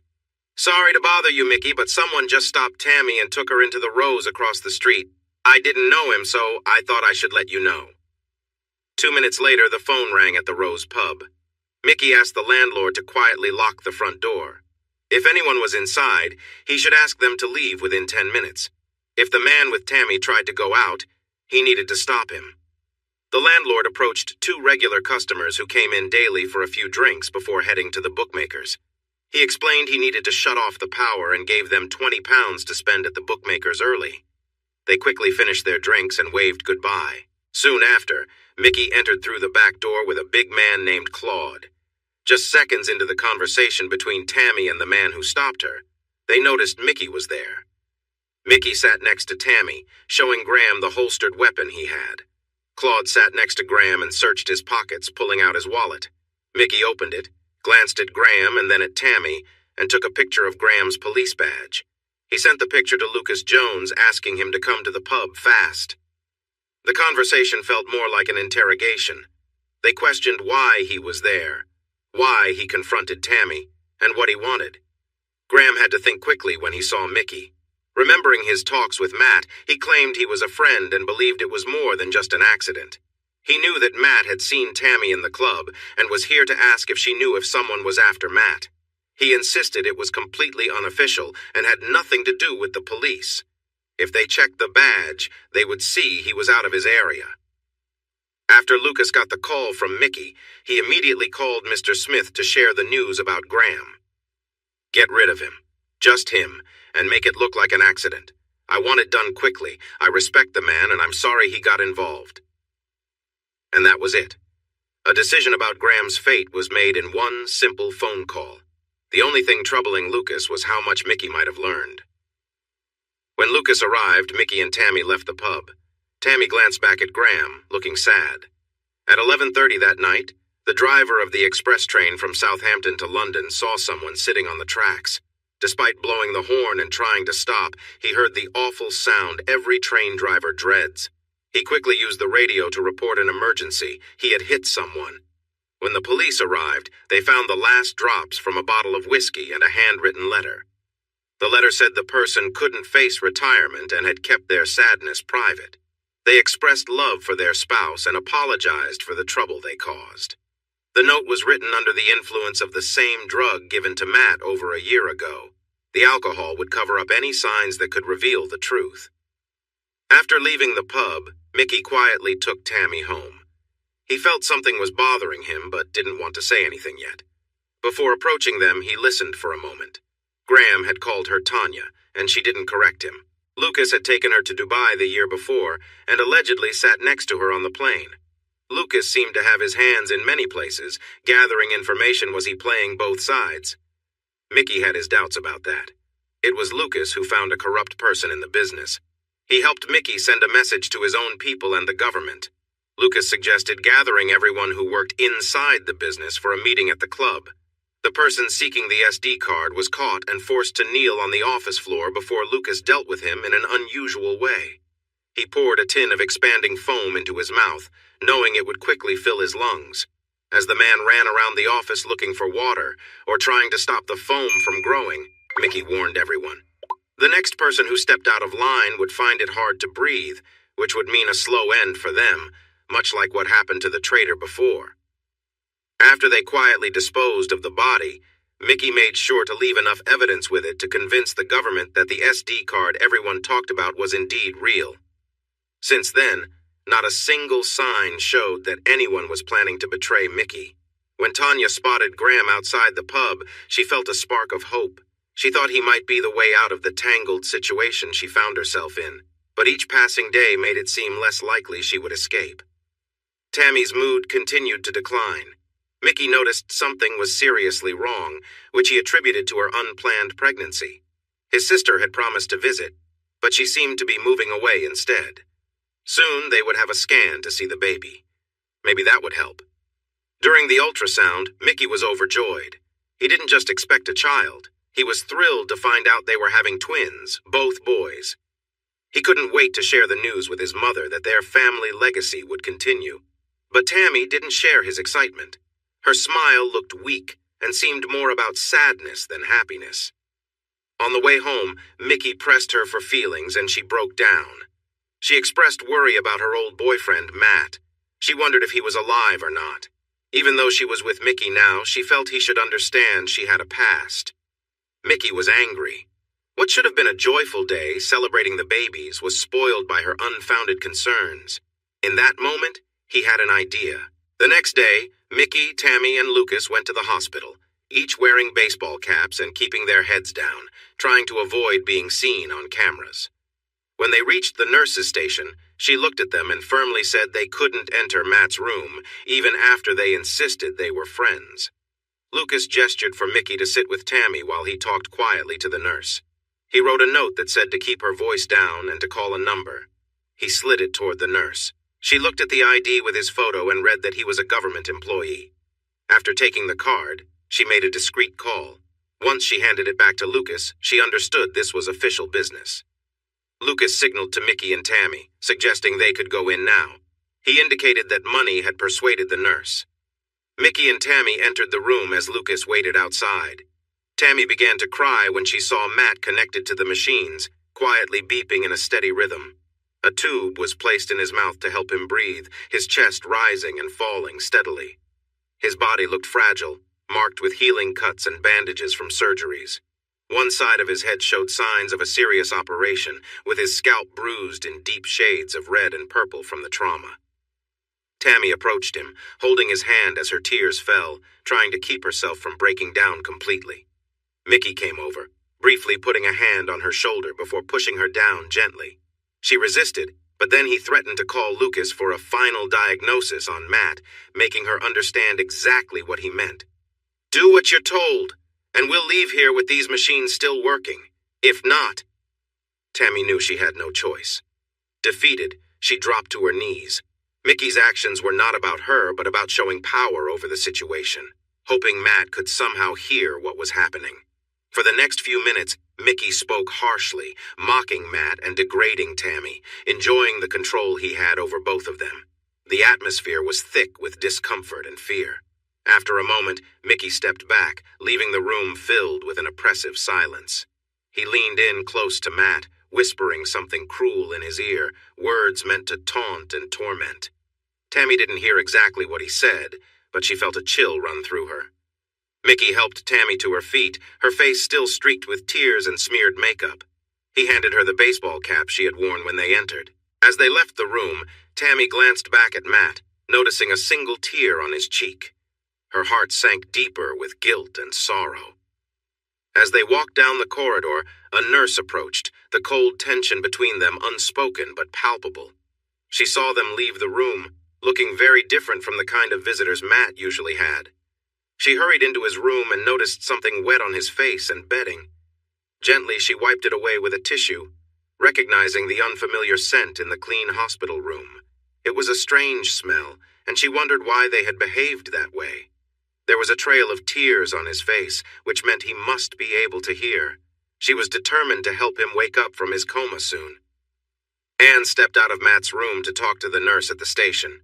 The nurse explained that she didn't plan to let the visitors into Matt's room until someone from a government office told her to comply. He followed up with an email that instructed her to do whatever the man at the desk asked. Anne asked if she had made any calls since then, and found out she hadn't, so she picked up the phone and redialed. "Mr. Smith speaking. How can I help you?" His voice was confident and commanding. "Hello. Could you tell me why you are interested in Matt Andrews?" The call ended, and when she tried to call back, there was no answer. Anne sensed that something was wrong. The police had guarded Matt for weeks before they left a few days ago. She went to the hospital administrator to share what she had found out. The next morning, a police officer was back outside Matt's room. Tammy was becoming more troubled. Mickey now had a bodyguard with her at all times, unless she was with him or Lucas. He couldn't shake the feeling of unease because Graham had called her Tanya. "Lucas, do you think meeting Tammy on that flight was just a coincidence? I know you looked into her past, but I feel something might be off. When I walked in, Graham called her Tanya and she didn't respond." Lucas realized he had to be careful. If he was friends with Matt, he might have mixed up her name. He could be confused about what to call her. "I wouldn't worry about it too much, Mickey. If you think she's after something, I'll gather everyone for another talk about keeping quiet." "No way. She's carrying my kids. I'm going to keep an eye on her, and you should too. I have an idea that might help us find out the truth." Mickey called his doctor in Harley Street, who provided a contact for a top psychiatrist. After a visit to the doctor's office in London, he arranged for the psychiatrist to stay at Mickey's home for a week to help understand Tammy better. The doctor hesitated until Mickey showed him a picture of his wife at the gym. He casually remarked that Mickey had some attractive friends in South America who would appreciate her appearance very much. Mickey offered the doctor £25,000 and an extra $10,000 if he understood why Tammy was feeling unwell. Assuring the doctor that he would keep Tammy's information private, the doctor agreed to visit that week. By the 4th day of his stay, the doctor told Mickey he was done and was actually pleased he accepted the offer. He planned to write a paper for a medical journal because he believed Tammy's situation was special. When Mickey asked for more details, the doctor said he couldn't share anything due to patient privacy. Mickey casually connected his phone to the TV. He pointed at the screen, and the doctor gasped. His wife was at the gym, laughing and chatting with 2 fit young men. They looked like they were from Colombia. One of them even winked at the camera. Mickey said, "I mentioned to my friends that they might be interested in her. A few of them in London decided to come see your wife for themselves. She's quite impressive, Doc. They're eager to take her out." The doctor turned pale and sat silently, unsure what to do. He did not want to talk about the last few days with Tammy. He felt anxious thinking about Mickey possibly reading his notes while they were alone. He took out a file from his briefcase, still preferring handwritten notes, and placed it on the table in front of himself. "Your wife is, I believe, a special case. She has a condition known as dissociative identity disorder, or DID. Right now, she has 2 identities in one body. This began when she was a child but wasn't noticeable until later when her life goals conflicted. Her ambitions are to excel at work or to be the best mother. However, she struggles to balance both at the same time. This leads her to pursue one goal intensely while neglecting the other. The more she immerses herself in one aspect of her life, the harder it becomes to accept that the other part is fading away." The doctor started sweating as he looked at Mickey's face and decided against opening the file. Instead, he slid it partway across the table to Mickey. "Everything is in my notes. I'll leave them with you to read. If you want to discuss this further, feel free to call me, and I'd be happy to help. If it's all right, I'd like to leave now because I have a dinner reservation with my wife." "Of course. Thank you for your help, Doctor. I have one question. You mentioned that there are 2 personalities in her mind. If we removed everything about one of those lives, would she only be left with the other one?" The doctor paused for a moment to think. "I'm not really sure. This case is unlike anything I've seen before. I think she could go in 2 directions. She might completely break down and need constant medical support, or she could accept the remaining personality, but we can't know for sure." Mickey thanked the doctor for his time and promised that an extra payment would be in his account the next day. Afterward, the doctor joined his wife for dinner and explained where he had been. He told her that he felt scared when he discovered the truth. He left out some details because he knew they could put people at risk. After their meal, they left the restaurant and headed home. While driving on the A2 at 60 miles per hour, they reached the Kidbrook interchange. A large truck was parked on the side of the road with its hazard lights flashing when the driver got a phone call. He put the truck in gear and drove through the red light, crossing into the main road. As he looked up, he saw a red Jaguar trying to stop, but it couldn't in time and crashed into the side of the truck. In an instant, a well-known psychiatrist and his wife lost their lives, while the truck driver faced the possibility of being in jail for a couple of years. His boss assured him he would be financially fine, and he thought that English jails were much better than those back in Romania. Mickey sat down to read the doctor's notes. He finally had the truth. As frustrated as he felt with a woman named Tanya, he admired her commitment to him and how she had tried to be his girlfriend. It made sense why her mental health had suffered after becoming pregnant. He wished he hadn't rushed to end his meeting with the doctor because he had more questions. It was unclear if her other life was real or imagined. How could she be married to Matt and still have these other experiences? Maybe in her mind she believed she was married to him but really wasn't. And who was Mr. Smith? The only Mr. Smith he could think of was the doctor who treated her mother, but she was no longer alive. This raised questions about Lucas, too. He was clever and should have seen through her, given his own connections. Unless he was involved, but that didn't seem right. He was the one who exposed the last problem. Mickey decided to ask Tony T to do some careful investigation with the information he had. Right now, all he cared about was making sure that his twins remained safe inside Tanya until they were born. By the time that happened, he planned to have a well-thought-out strategy. 9 weeks after the accident, Matt woke up from his coma. Doctors examined him and, after days of tests, found that most of his brain functions were fine. However, he was dealing with severe headaches, which were caused by a titanium plate placed under his skin to support part of his skull. The doctors discussed his injuries with him and mentioned that he would likely have a limp. Until he was fully moving again, they could not completely understand how this would affect his life. But since he was young and healthy before the accident, there was a good chance he could still live a fairly normal life. In the weeks following his awakening, he had several meetings, but they were kept short to help him recover. The fire brigade assured him he would still have a job, but deep down, he knew that he would never return to being an active firefighter. Those days were behind him. During a checkup on his progress, Matt asked if his wife had been informed about his recovery. He had expected to see her now that he was awake. The doctor and nurse looked surprised. His records showed he was single and no one had come forward claiming to be his wife. Matt insisted she had been there as he recalled her speaking to him and expressing her love. "I do love you, Matt." Matt turned his head toward the person who had entered the room and was listening to the doctor. He thought she was just another nurse, but he immediately recognized the voice. It was Anne. She looked well and as lovely as ever. The doctor and nurse excused themselves and left the two alone. Anne approached Matt and gently kissed him on the lips. "I've missed you, Matt. I've prayed every day since I learned you were here that you would recover and come back to me. It was me who had been talking to you. The biggest mistake of my life was letting you go when Lance walked in on us. I had loved you long before that. I should have." Matt reached up and pulled her down for a passionate kiss, wanting to stop her words. The feel of her soft lips seemed to erase the worries of the past few years in that moment. Just then, a small cough broke the silence, a gentle sound meant to get their attention. When Matt and Anne parted, they noticed someone standing there. It was Lance, wearing a grin. He chuckled lightly as he spoke. "Well, at least this time I'm not going to get upset with you." Matt and Anne exchanged nervous glances at Lance. Anne hadn't seen him since their difficult breakup when he had reacted strongly after discovering them together.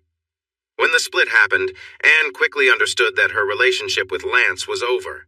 She found a job at a hospital in London and had decided to make it her new home.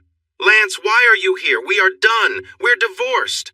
Before she could say more, Lance interjected, "It's nice to see you're all right, Anne, but I'm actually here to see Matt." At that moment, two other men entered the room. Matt recognized one man vaguely as Lance's partner in the security business. The other man seemed older, distinguished, and somewhat authoritative. "Matt, do you remember my partner, Kevin?" Matt nodded. "Hello, it's good to see you well," Matt said, shaking Kevin's hand. The other man came forward and introduced himself. "Good day, Matt. My name is not important right now, but I assure you we are here to help you. Kevin and Lance can vouch for me." The three men shared a glance and smiled, but their faces soon turned serious. The unnamed man continued, "Matt, Mark reached out to me some time ago. It caught me off guard because he wanted to leave behind the connections we had with him. Many of us owed him a debt, so we agreed to assist. I think you know what Mark asked us for, but first, let's hear your story." The man glanced at Anne, as if suggesting she should leave. Anne started to step away, but Matt called out, "Anne, please stay. A lot has happened since we split, and you might feel differently about me after you hear what I have to say. It's better if I share everything at once. Some of it still hurts." The four men stayed, and Matt began telling his story from the moment Lance changed his life to where he found himself in the hospital now. He mentioned that Mark had died in the explosion and that some of his co-workers had visited him in the past few days. They were wounded, both physically and emotionally, because of the tragedy. "All right, Matt, this won't be public knowledge and will remain private, but you were set up. Someone lured you there. We aren't sure if they intended to target you, Mark, or both of you. The basement was tightly sealed with heavy plastic sheeting, which we believe was used to contain gas. The gas supply had been reconnected and filled that space. We found parts of a detonator that seemed to be triggered remotely. Records from the nearest mobile tower show a call was made that we think was the signal to set off the device. Mr. Smith, Mr. Jones, and Mickey were somehow connected to this situation." Anne stepped in to speak. "There were 3 people who visited Matt after the police protection ended. I saw them leave his room. When I asked the nurse how they got in, one of the men showed a government ID with a phone number. It connected to a Mr. Smith. The unnamed man opened his bag and took out his iPad. A moment later, he handed it to Anne. "Yes, that's one of the men. He was with the woman." She gave it back and pulled up a picture of Tammy, who Anne recognized as the woman. When he showed her another picture, Anne said she didn't know the man. He then pulled up a different photo, and Anne confirmed it was him, remembering how the nurse had said the man gave her a bad feeling. He turned the tablet to show Matt the image. "Is this Mr. Jones?" Matt nodded. He swiped to the unfamiliar photo and asked Matt again, "And is this Mr. Smith?"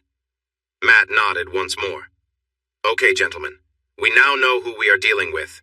What we don't know is why they are involved with a simple gang leader. I'll do some digging to find out more. Matt, the police will arrive tomorrow and you need to act like you don't know anything." Matt nodded. The 3 men shook his hand again and said goodbye, leaving Anne with him. In the following days, Anne and Matt reconnected. She learned about his life, how he had tried to find her but eventually had to stop. Anne shared how she thought of him every day and how she finally found the courage to return to Bournemouth, only to discover his grandmother had passed away and that Matt had moved on. Every path she took led to a dead end, and like Matt, she too had given up. While he had married Tanya, Anne had a few short relationships that didn't last. She had her moments of fun, but they were brief and scattered. Anne worked with Matt as part of his recovery team, helping him become more mobile as he adjusted to walking with a limp. Matt often felt self-conscious about the plate in his skull, but as his hair grew longer, it became less noticeable, aside from some scars on his face. Anne assured him that it didn't matter to her. Matt thought of calling Graham, but found the number was no longer in service. He tried his home number and was met with silence, followed by Graham's wife breaking down in tears. She explained that Graham had been taking time off work without her knowing. He had taken a day off and then died at a railway crossing, leaving a note to say he was sorry. Matt expressed his condolences and promised to visit her when he could. Matt believed that Lance and his friends were seeking revenge for Mark's death. He could see it in their expressions during their visit. Whatever they planned to do, he wanted to be involved. If they didn't let him in, he would do everything he could to make things very difficult for Mickey, Mr. Jones, Tanya, and Mr. Smith if he could find him. When Matt left the hospital, he moved in with Anne because they thought it would keep him safe if Smith, Jones, or Mickey tried to come around. On their first night together, they were close in a way that felt natural. As they lay together afterward, Anne promised she would never let him go again. Matt kissed her softly and promised they would move forward together as a couple. Matt was still off work, so the fire brigade couldn't do anything until he was cleared to return. They waited until late one night for Matt and Anne to go to his old place to collect some personal things and get any mail. Once back at Anne's, he started to go through the mail. He was shocked to see that he was still getting large tax refunds every 3 months. He told Anne these were payments to keep him quiet while Tanya was undercover. Anne knew that Matt really disliked Tanya, even to the point of hating her. She didn't worry that he would go back to her until a few minutes later. He found a plain brown envelope that had no address and had been delivered by hand. When he opened it, he found 2 photographs. The first one was of Graham sitting on the railway tracks, and Matt understood it was likely near the end of Graham's life. He looked at it with anger. In big, bold letters, someone had written, "This was on you." He wished he hadn't been stopped that night when he confronted Mr. Jones. He felt responsible for Graham's death. The second photograph made him stop. It was a CT scan with 2 arrows marking what looked like 2 fetuses. There was a note that said, "Who's the daddy?" along with a smiley face. The scan was recent, and although he didn't recognize the last name, he knew the first name, Tammy, belonged to Tanya. He started to feel anxious just as Anne walked in from the kitchen smiling, but her expression quickly changed to worry when she saw the look on his face. She rushed to him and asked what was wrong. He handed her the photo, and she immediately saw the connection. At a loss for words, she sat beside him, wrapping her arm around him. "Whatever happens, I'm here for you, and I mean it. No matter what." Matt struggled to imagine how things would turn out. He remembered a line in the document he had signed. The government would take responsibility. He didn't know if this was a cruel joke or not, but looking back at the scan dates, he realized that the last time Tanya had held him against his will might have been when she became pregnant with the children. Why was she so messed up to think it was okay to do this to him? Did she really believe this would somehow bring them back together?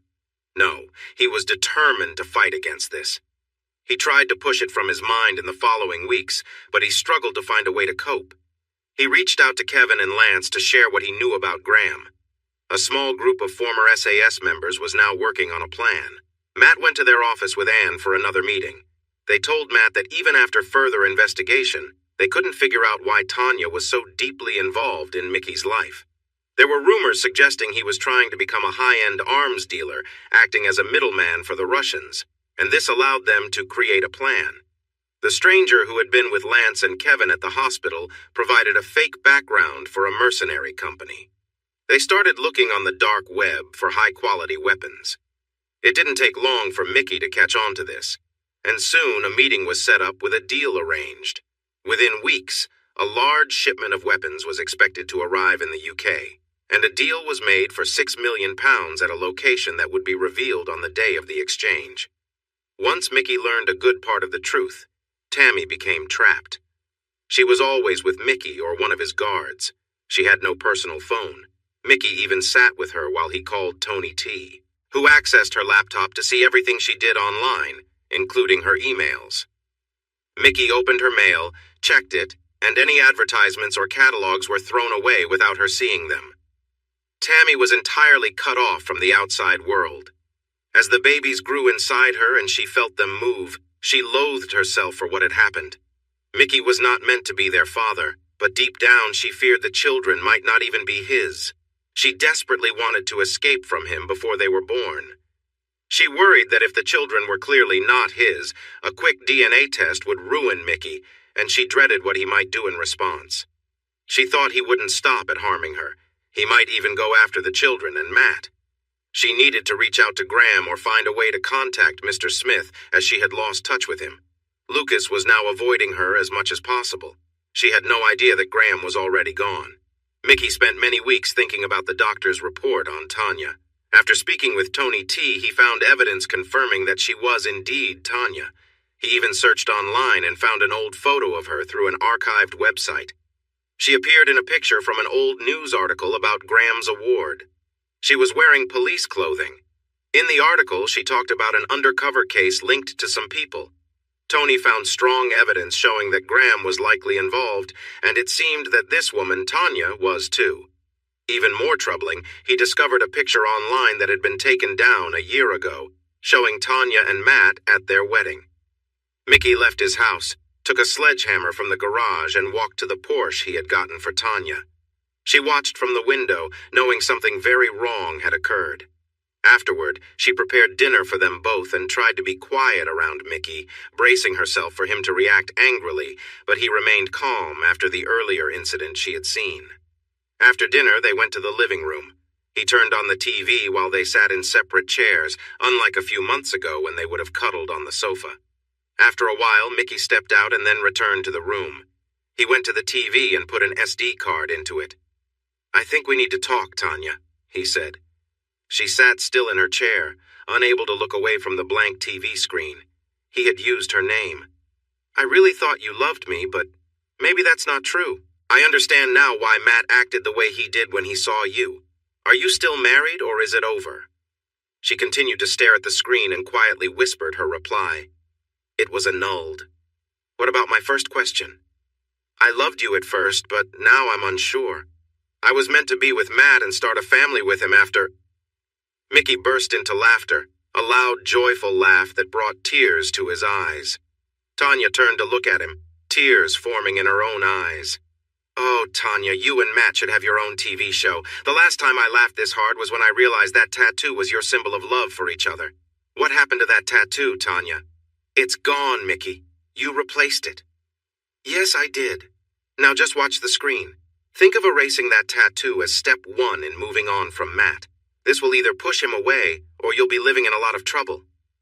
Mickey changed the channel on the TV, and a video clip began to play. Tanya quickly recognized it as the footage she had been searching for. It was a short clip, about 5 minutes long, but she understood why the government wanted to get it so badly. As she was watching the movie, Mickey quietly moved behind her and took a picture on his phone. The photo showed Tanya sitting in front of the TV with the movie playing in the background. He opened WhatsApp and found a contact labeled King Leach. He had received this number through a text that suggested he could sell or trade the SD card. Mickey sent the photo with a brief message. "Tanya knows the truth. If you come after me or her, this will go public." He had only communicated with this number once before after dealing with a government issue. Back then, he had warned that the SD card would stay hidden if they left him to run his business quietly.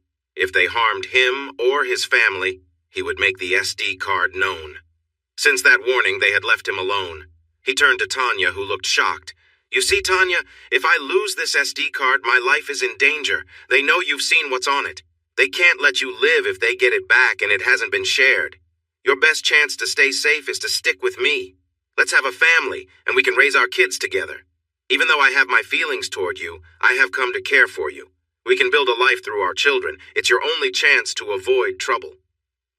Mickey left Tanya staring at the dark TV screen, took the SD card, and went to his bedroom.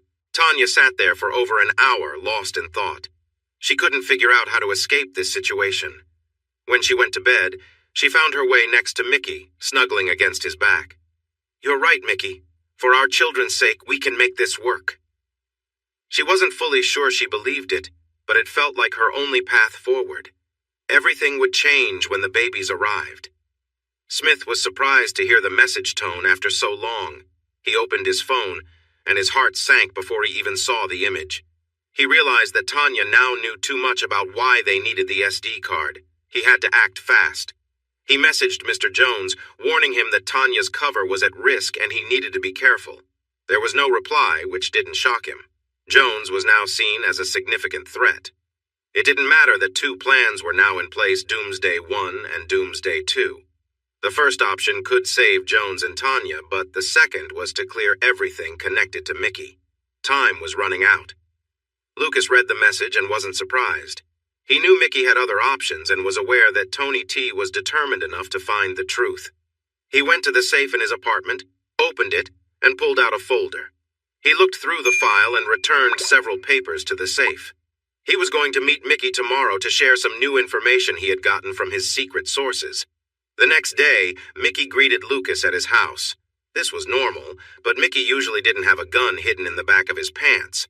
Lucas also had a gun tucked under his jacket. They went to Mickey's home office. "I've spent a few weeks looking into Graham. Something didn't seem right about him. I used some connections and got this." He handed Mickey a file. "It looks like there is a big plan against you, Mickey." Mickey opened the file and saw important information. It mentioned her past work with Graham and how the doctor treating her mother was linked to her. There was also a picture of her and Matt on their wedding day. Everything matched the details that Tony T had found, plus the doctor's notes on Tanya. The men exchanged looks. "I'm sorry, Mickey. She's played us both. She got to you through me. I have to say, I've never seen anyone go to such lengths to reach you, but why, Mickey? Now that you know who she is, what will you do about her?" Mickey planned to handle this carefully. It felt too convenient that Lucas brought this up after he had uncovered the truth about Tanya. But Lucas had also discovered the first government mole, which made him question Lucas's loyalty. Did Lucas put his own colleague at risk to build trust with him? "It's under control, Lucas. I talked to her last night and let her know I understand what she's really done. She is carrying my children and I won't let her go. They will need a mother. And I put her in a difficult spot. For her, it's either live with me or have no future." Both men were cautious around each other, but Lucas caught on to Mickey's words. Tanya had seen something important. The risk of pursuing it right now was too high. But he wanted to learn more from Tanya. They spent the rest of the day discussing an arms shipment that was almost ready to come to the UK. Mickey provided details about the interested buyers, and it seemed like the deal would happen. They required Tony T to access the staff list for customs at Dover Port to make sure the shipment could enter the UK without issues. Once they knew who was on duty, they were confident their usual tactic of threatening loved ones would work, especially with some photographs to show it was serious. To top it off, they planned to deposit £10,000 into the accounts of the customs staff to make their scheme more convincing. If everything fell into place, it would happen in the next 6 to 8 weeks. Tanya was struggling with her situation, but promised herself to follow Mickey's plan and do her best to be a caring partner. Mickey made sure she had little contact with anyone except his family and trusted friends. One thing she noticed was that he always kept her and Lucas from being alone together. She couldn't help but wonder if Mickey knew that Lucas was also trying to find the SD card. Tanya couldn't stop thinking about the SD card either. Something about that night when Mickey showed her its contents lingered in her mind, like there was an important detail she just couldn't remember. One day, during a visit from Lucas, she collected the coffee cups from Mickey's office and noticed a small piece of plastic paper in Lucas's cup when she entered the kitchen. She examined it and saw a simple note. What was on the SD card and where is it? She quickly wrote a reply on another piece of paper and slipped it into Lucas's jacket pocket when she brought him and Mickey fresh coffee. It will sink the royal family. I don't know where it is yet. When Lucas read it, he began to piece together what it might be linked to. There were rumors in the government about a senior member of the royal family facing a tough situation recently. Could they be connected? He wondered. Meanwhile, Matt was recovering well. He was driving again and could walk short distances without a cane, though he knew he would always have a limp. He still experienced occasional severe headaches that kept him stuck in a dark room. He accompanied Anne to meet Graham's wife for a heartfelt reunion. Matt promised to help her if she ever needed it. On their way back to London, Matt called Lance. "Lance, can I ask you for something important to me? It might give me some closure. I don't know what you're planning as payback for Mark's death, but I want to be involved. If I need to come and beg, I will, but I owe it to myself, Mark, and Graham to see justice done." The interesting thing, Matt, is we've already talked about this. We believe we can give you that chance. It will make for a believable story about someone hiring a security firm for risky work if things go wrong. Come down next week and we can talk it over. There was a brief pause. "I assume you're with Anne?" "Yes, we're together. I hope that's all right. Anne is with me in the car." "I'm glad to hear that. What happened between us is in the past now. If you're okay with it, would you both like to come for dinner with me and my family after our meeting?" Matt glanced at Anne and she nodded. "If your wife is fine with that, yes, we'd love to join you." The next week, Matt attended a meeting with Lance and the men who had come to the hospital. Another man named Rick was there too. He was another of Mark's former army buddies. They discussed a plan, and Matt was asked to do some driving tests. The tasks were tough, but not impossible. His training with the fire service helped during these challenges. In the end, they decided that Matt could be an active part of the plan. When Matt and Anne arrived at Lance's office, Lance's wife, Claire, was there with their daughter. The introductions felt a bit shy, and while the men talked about their operation, Claire took Anne out shopping. By the time Lance and Matt entered Lance's home, they could hear cheerful chatter from the kitchen. It sounded like two old friends, not two women who had just met. Anne had Lance's daughter, Juliet, sitting on her lap. She looked at Matt and saw the sadness in his eyes. She understood what he was feeling.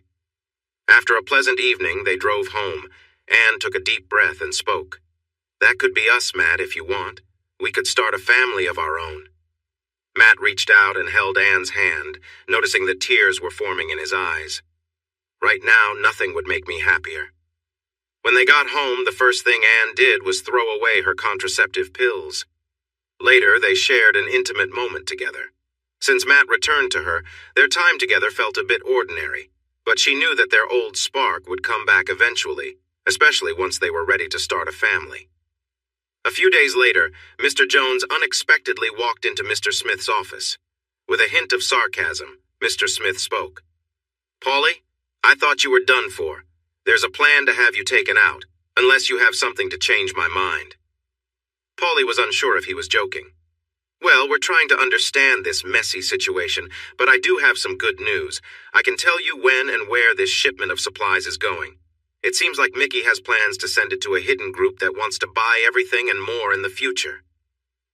You need to ensure that this truck gets through Dover Customs without any problems. It will head to a location in North Kent, but Mickey is keeping that information secret until the last moment. As soon as I have the location, you can put your plan into action. Just remember, I'm on the good side. Things have been confusing for a while now, but you don't know how deeply I am involved with Tanya. Yes, she is still alive. She has seen what you want, but she doesn't know where it is yet. Mickey claims she is now his, and he won't let her go since she is the mother of his children. Let's wait until they are born and see what happens." Smith understood Jones all too well. He had a part in Tanya's situation, and he didn't want to think about it right now. If Tanya managed to survive, he would figure out what to do. One morning, 2 trucks arrived at Dover Port. An hour before the boats came in, a government official appeared unexpectedly. He had the right papers to ensure that a secret delivery would go smoothly through the docks. They knew an important truck loaded with car parts was coming, but Mr. Jones had asked for a second truck to pass through without problems. Mickey had plans to distract the Border Patrol, but Mr. Jones wanted to make sure everything went perfectly. As the trucks left the port, one was followed by members of Mr. Smith's group and parked at a busy service area on the M2 motorway for the day. The second truck moved on without being seen, under watch from government officials. Lucas Jones was in the only vehicle keeping an eye on it as it traveled into Essex towards Tilbury Docks. At 9 p.m., Lucas Jones sent Mr. Smith some coordinates for an abandoned railway area on the Isle of Grain in Kent. It was a lonely spot across from Essex on the Thames estuary. As the truck left the service area, several Range Rovers and a couple of vans left Rochester Airport, heading for the Isle of Grain. At the same time, a group of smugglers from Albania set off from South London, also heading to the Isle of Grain. Mickey had paid them $50,000 up front and promised another $50,000 when they delivered the truck at the Isle of Grain. The only condition was to go in groups, since Mickey had heard someone might try to steal the shipment. As Mr. Smith drove toward the Isle of Grain in a Range Rover, he made some phone calls. In Dubai, an undercover unit began their mission. They planned to take Mickey's holiday home and deal with his 2 trusted aides. The house would be destroyed, and a known criminal would be found among the ruins. This individual had been found earlier that day. The responsibility for the destruction would rest with the Russians. Mickey's home faced a similar fate, with orders to take anyone inside into custody. The casino and club experienced several small fires set by automatic devices placed earlier. All fire safety systems had been disabled, giving enough time for people to leave before the flames got out of control. The next morning, a team would enter every legal and illegal business to shut them down and collect evidence. Mickey's time in power was nearly over. Across the Thames in Tilbury, Essex, Matt drove the BMW M5 along the riverside toward a large, old building covered in iron. They passed many large machines that looked forgotten, rust slowly taking over. As they got closer to the main building, some dim light could be seen coming from inside where the large doors were open. Matt parked as Kevin instructed, making sure it was easy to leave quickly if necessary. Lance parked his transit van closer to Mickey's location. He got out, looked around, and opened the back doors. Kevin and Rick exited the BMW, leaving Matt in the driver's seat. Inside the building, there was a large truck along with a Range Rover and an Audi Q7. They recognized the Audi as belonging to Lucas Jones and expected to see him nearby. Kevin and Rick joined Lance at the back of the transit, keeping a close watch for Mickey, his brother-in-law Peter, and the two bodyguards Matt had seen before. They were particularly alert to find Lucas Jones, who was missing. Kevin called out to Mickey, "We are unarmed and expect the same!" The three men lifted their jackets to show they had no weapons and turned to prove there were no guns hidden.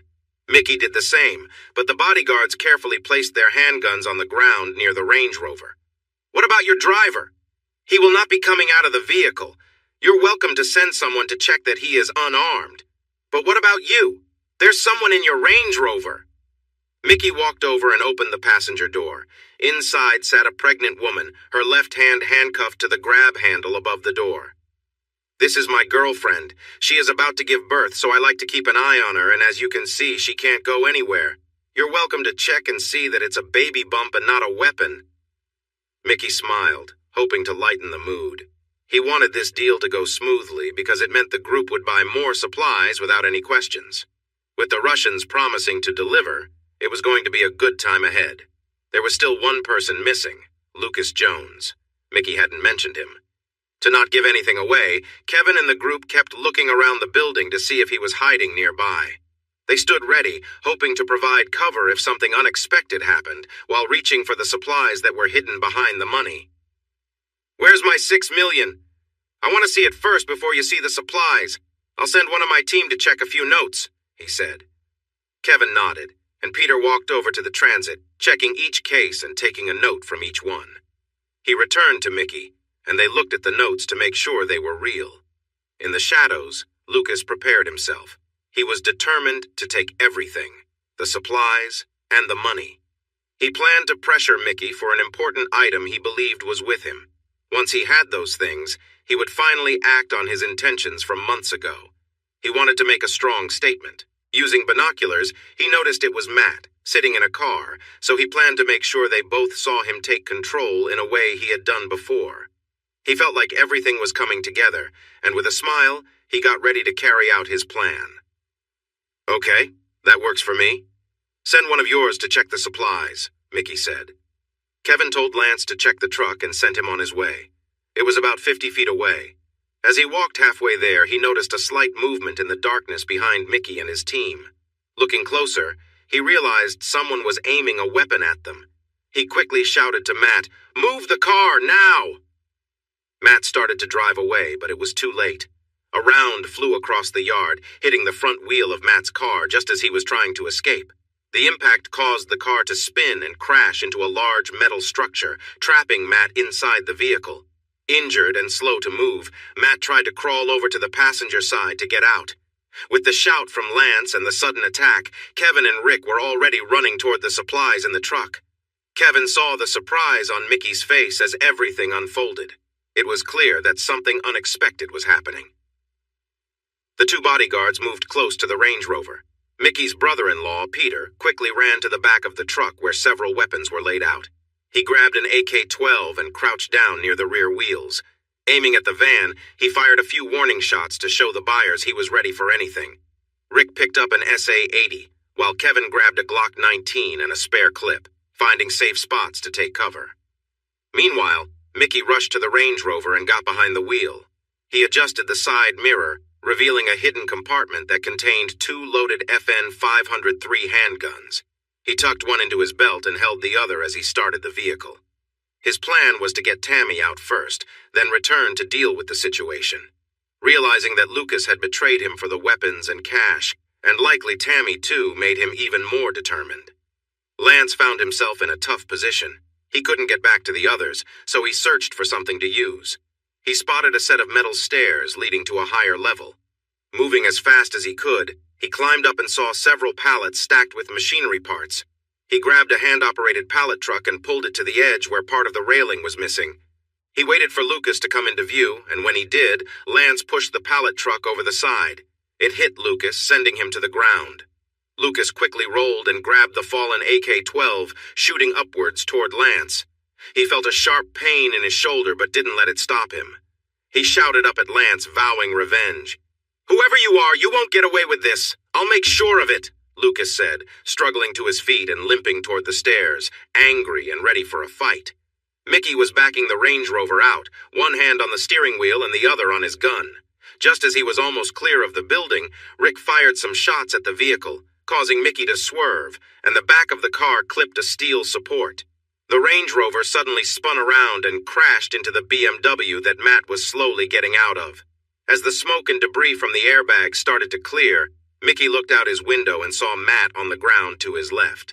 Matt had just managed to roll away before the Range Rover hit the BMW. Mickey was furious. He regretted not getting rid of Matt when they first met.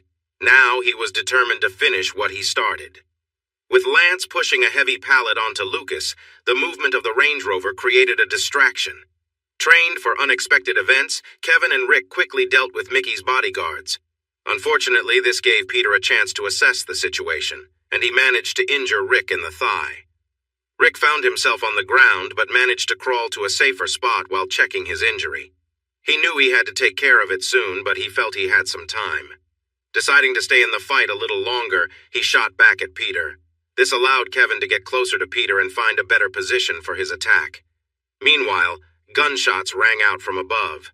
The mezzanine, cluttered with old machinery and parts, offered good cover for Lance. However, time was running out as Lucas got nearer. The only way down was the stairs, and Lance realized he could not reach them without Lucas noticing. He would need to fight his way out.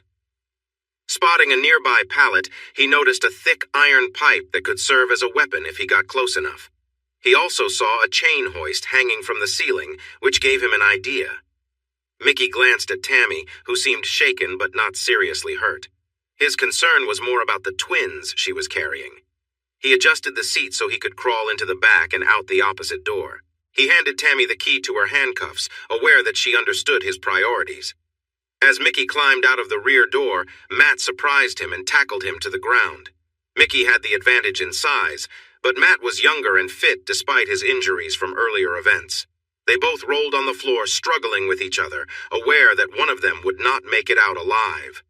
Above them, Lance pulled the smaller chain to move the main pulley. Just then, he was hit in the shoulder, causing him to fall to the ground. He used this moment to his benefit. Lucas's shot grazed Lance's bone, but Lucas was unaware of it. Quickly, Lance crouched behind some stacks of pallets and grabbed the smaller chain. As Lucas came around the corner, he expected to find Lance lying on the floor. Instead, Lance sprang up from his crouch and managed to wrap a chain around Lucas's neck. As they fought, Lance started to lose his advantage. In a last burst of strength, he pushed Lucas off the edge of the upper floor. Lucas hung there, struggling to breathe with the chain wrapped around his neck. Lance pulled on the chain, bringing Lucas closer to the edge. Lucas swung his legs, trying to find a grip, but Lance held him just out of reach. "Polly Tomlinson, this is for those women in Afghanistan and anyone else you've hurt. I hope you use your last moments to seek forgiveness, but you know what? I think he's already had his say. Let the man face his end." Lance looked into the frantic eyes of the man hanging there. It seemed like a fitting end, he thought, as he picked up the AK-12 and glanced below. He spotted Rick, who nodded at him, pointing at his injury and giving a thumbs up. He also saw Kevin, who was trying to find a way to approach Peter, who had stayed near the back of the truck. Lance looked towards the two crashed cars, but they were hidden from view. He decided to help Kevin so they could deal with the threat from Peter. Meanwhile, by the cars, Matt was struggling. Mickey had hit him several times, and he felt weak. Remembering some moves from Krav Maga, he found a small knife tucked in his waistband. But as he grabbed it, Mickey took advantage and hit Matt hard again. Matt felt himself getting lightheaded. He raised his hand and blindly swiped at Mickey, feeling him pull away. Matt opened his eyes to see the world spinning. He managed to stand up, seeing Mickey with one hand on his neck, trying to stop the bleeding from a cut. In his other hand, Mickey shook a gun at Matt. Earlier, when the Range Rover had arrived at the building before everything went wrong, Tanya looked at Mickey. Suddenly, she realized where the SD card was. It had been right in front of her all along. She noticed that Mickey often reached for the large St. Christopher pendant that hung from a gold chain around his neck. On the way over, he touched it several times without realizing. He had never taken it off, but now she understood. That was what she had seen but couldn't quite remember. It wasn't around his neck when he'd shown her the video clip. The SD card was inside the pendant. She needed to find a way to get it. While they were trying to escape, they crashed. Mickey handed her the key to the cuffs that held her, and the look on his face was clear he was thinking only of protecting his kids. As she struggled to free herself, she saw Mickey and Matt fighting, and it seemed like Mickey was winning. But suddenly Mickey was hurt badly, and he had a gun aimed at Matt. She opened her door, trying to escape. "Get away!" Matt closed his eyes, knowing this was it. He felt the impact and stumbled back, dropping to his knees. Looking down at his hands pressed against his stomach, he saw the dark red blood seeping through his fingers. His thoughts broke as he heard Mickey crying out, "No, no, no, please, no!" Mickey was choking as blood filled his throat. Lifting his head, Matt saw Mickey beside Tanya, who was lying in a pool of blood. Mickey rested his head on her stomach. Tanya looked at Matt and smiled. Though he couldn't hear her, he could see the words she was forming. "I love you." He realized what she had done when his eyes were closed. She had stepped in front of him as Mickey pulled the trigger. The bullet had gone through her first before hitting Matt. He fell forward onto the floor and everything went black. Meanwhile, Peter shifted and Lance fired a single shot. Peter fell to the ground. Hearing the gunshot near the cars, Lance turned and hurried back down the stairs. Kevin was tending to Rick. At first, Lance moved cautiously, but he quickly picked up speed when he saw the situation. "Rick, get help now. 3 people are down, and 1 is a pregnant woman with a serious wound. They're all losing a lot of blood." Rick made the call. Less than a mile away, the official part of the operation was waiting. A regional emergency response was ready to start. It was the backup plan if things went wrong. Tanya tried to talk, so Lance knelt beside her and leaned closer. Her breathing was weak, and her voice was barely a whisper. "Mickey's St. Christopher. Take it. Everything you need is inside." Tanya closed her eyes as her breathing slowed. In the distance, the sound of sirens was getting closer. It was uncertain whether they could arrive in time to save everyone in danger. As the truck pulled into an old railway yard, about 20 armed men exited several vehicles. Before the truck could come to a complete stop, a helicopter appeared out of nowhere, its searchlight beaming down. A loud voice from the helicopter ordered them to drop their weapons and lie on the ground with their hands on their heads. A few shots were fired at the helicopter in response. The pilot quickly gained altitude to avoid the shots but kept the searchlight focused on the truck below. A brief firefight broke out, lasting about 30 minutes, until all the armed men were either captured or killed. However, Mr. Smith noticed something troubling Mickey Two Guns. Lucas Jones and Tanya were nowhere to be found. Paulie Tomlinson had misled him, and now Paulie would join Mickey on the list of the UK's most wanted criminals. As they inspected the truck's cargo and confirmed it contained only automotive parts, an aide approached Mr. Smith. "Sir, there's been a serious incident on the other side of the river. Multiple people are dead or severely injured, and there are reports of a large number of weapons at the scene after some kind of battle." Mr. Smith swore under his breath and called the helicopter down, boarding for a quick flight over to Essex. As they approached the site, they saw a swarm of police lights, and the helicopter landed about 400 meters from the center of the activity. A police car arrived as the helicopter powered down. Mr. Smith showed his credentials, handed over a letter, and got into the car, which took him to a corrugated steel building near the river. The scene was chaotic, with people moving everywhere, 2 crashed vehicles, and clear signs of a gunfight. What caught his eye was a body covered by a blanket, and paramedics were desperately trying to save someone nearby, though Mr. Smith couldn't tell who it was. As he moved forward, a policeman stopped him. Mr. Smith presented his credentials along with a letter from the Home Secretary, explaining that he had authority under Operation Doomsday, meaning this situation was now under his control. Just then, a man who had previously met Matt in the hospital with Lance approached Mr. Smith. His name was Tristan Cooper, a senior figure in MI5. He handed a letter to Mr. Smith. "Hello, Trevor. I figured you'd show up eventually. It seems my letter from the Prime Minister outranks your letter from the Home Secretary." Tristan gave a knowing look and walked away as Mr. Smith watched, realizing this situation was more complicated than he had thought. Smith called out to him, "This is a special operation, Tristan. Please let me into the building." Tristan turned back and quickly approached Trevor, grabbing him by the jacket and pulling him close. "There are people in here who would not hesitate to harm you. You're not a good person. You've hurt at least two good men, Mark and Graham, and affected others like Matt and his wife Tanya." He released Trevor's jacket and took a step back. Trevor calmly smoothed out his coat. "Can I at least talk to Tanya?" Tristan pulled a gun from his holster and placed it under Trevor's chin. "If you get on the ground, I'll let you meet her. But she knew how to finish Operation Porn." "That's not happening, Trevor. As I said, I'll easily send you on your way to her." Trevor turned and walked away. He hoped Operation Doomsday would succeed where Operation Porn came so close. He thought of Tanya as he left, acknowledging her efforts. It was unfortunate she had died, but that was the reality of their work. He would move on without mourning her. 4 weeks later, Matt and Anne were at Tanya's funeral. Matt arrived in an ambulance and was in a wheelchair. She was honored as a hero who had put her country first. There were many attendees, and senior police officials spoke at the service. As her coffin was lowered into the ground, Anne wheeled Matt away. He showed no emotion, just a vacant stare.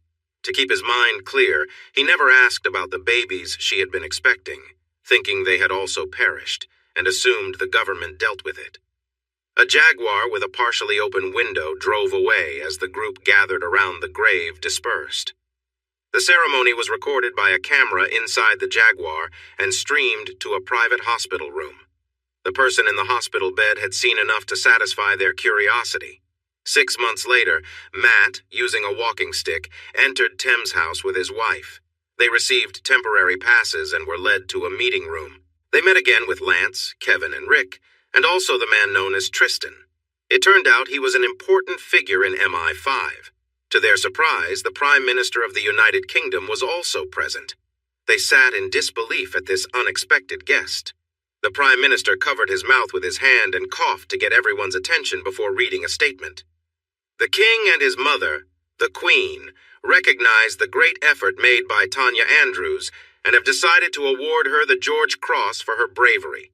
Because of the sensitive nature of her work, there will be no public record of this honor. He gestured for Matt to come forward and held out the medal, expressing his sympathy for Matt's loss. Instead, Matt looked the Prime Minister in the eye and spoke. "This is unacceptable. You think giving me this medal makes up for everything? It doesn't change what we lost. You signed a paper that sealed her fate. You knew what would happen to her. She was my wife, and you just dismissed our lives with a signature." After Matt finished speaking and returned to his seat, the Prime Minister sat there, shocked by Matt's response. He placed the medal back on the table with his other papers. Trying to regain his calm, the Prime Minister continued his speech. "We also want to recognize the help provided by the private company KLR Security owned by Kevin, Lance, and Rick, and will be giving them financial support. We have also contributed significantly to the Fire Service Benevolent Fund in response to the recent tragedy that took the life of a firefighter and injured others. We have made a payment to the widow of a police officer who tried to help in this unfortunate event. This brings us to you, Mr. Andrews. The government finds itself in a difficult situation. We understand that the agreement you signed was not made freely. We will put measures in place to ensure this doesn't happen again. However, this is now part of your past, not your future. We want to make an offer that may help heal some of the pain." A document was handed to Matt. It stated that he would receive a tax-free compensation of £12 million, with the condition that he could never speak of this outside the room. Matt looked over the document before signing it. The Prime Minister began to wrap up the meeting. "Mr. and Mrs. Andrews, thank you for being here today. We all appreciate your sacrifice." Matt interrupted the surprised Prime Minister. "Why did you involve her in this? The fact that the King sent a message suggests it's linked to his family." What did one of them do that caused so many innocent people to suffer? The Prime Minister looked disturbed by the question. He went on with his brief speech, but Matt could tell he wasn't being completely honest. Once he finished, he left the room. After he was gone, Matt spoke up. Lance, when I was lying on the floor, I could hear Tanya talking to you, and I saw you take a medallion from Mickey. Why was it so important that people had to die because of it? Tristan replied, This is unofficial, but we will show you. You deserve to know the truth. You must promise to keep this a secret. The lights dimmed, and a video began playing on the large screen. Matt recognized the setting. It was Mickey's office. But what shocked him was one of the people in the video. There was a member of the royal family looking very out of control. Please, Mickey, I want some more, she pleaded in a childish way. How will you pay for it? Mickey asked. I have lots of money, she cheerfully replied. Mickey laughed and said, Ever heard of the Essex Big Hitter? She giggled and shook her head. Mickey then pushed her down and she looked up at him. He pulled something out and prepared a substance for her. Here's what you do, he instructed. Start at the bottom and work your way up. You need to be careful. Just then, the video stopped and Tristan spoke again. The video is 5 minutes long and I'm sure you can guess it gets worse. Once the government found out, the friend of the princess had a tragic accident and died. Before Tanya, someone went undercover and was caught. They left behind proof that this video was real. That's why they decided to use Tanya. Matt, you struck a nerve with the Prime Minister who is protecting our monarchy. They will try everything to cover this up, but they know this has gone too far. The SD card is not with the government. It's with a private security company as insurance, and its leaders are not too far from you. There was a brief moment of laughter. Matt, these men and I have made a deal with the government on your behalf. I trust that you and your wife will handle this situation with the respect it deserves. By the way, congratulations. When is the baby due? Anne blushed and replied, I'm 8 months along. I guess taking care of Matt helped. Everyone laughed. They talked a bit longer about their injuries from that night. The bullet that went through Tanya also caused Matt to have some serious health issues, and he had to deal with them for a few weeks. In the end, he recovered, though he would have to live with the impacts of his injuries. Lance and Rick also had new scars to share when they got together for drinks to talk about old times. Matt and Anne left, happy about their future. Meanwhile, a woman watched them from a meeting room behind one-way glass. She wore earrings with the letters T and M. As they walked by, she touched the glass and wiped away a tear. It was the only sign of her sadness. She wished she was the one carrying his child instead of Anne, but she knew it was too late. She had once carried his child but lost it. When the bullet hit her and she lay on the ground, she noticed it made no difference to him. She had tried to save him, possibly at the cost of her own life. In that moment, she understood that part of her life was gone for good. She had lost one of the 2 children she was having. Testing revealed there had been 2 fathers, a rare situation known as homopaternal superfecundation. The doctors found some unusual things in her blood, linked to a contraceptive implant they discovered. It turned out that the hormones from it were likely why she had twins. She knew what had happened to her children and who their fathers were. She felt regret over the past, but was now facing a different reality. She could never have children again because of the damage done when she was shot. The surviving child would be given to Mickey's family, as the agreement she signed stated. How could someone thought to be dead raise a child? With support from Tristan Cooper, Tanya had turned down the government's financial offer and a new identity.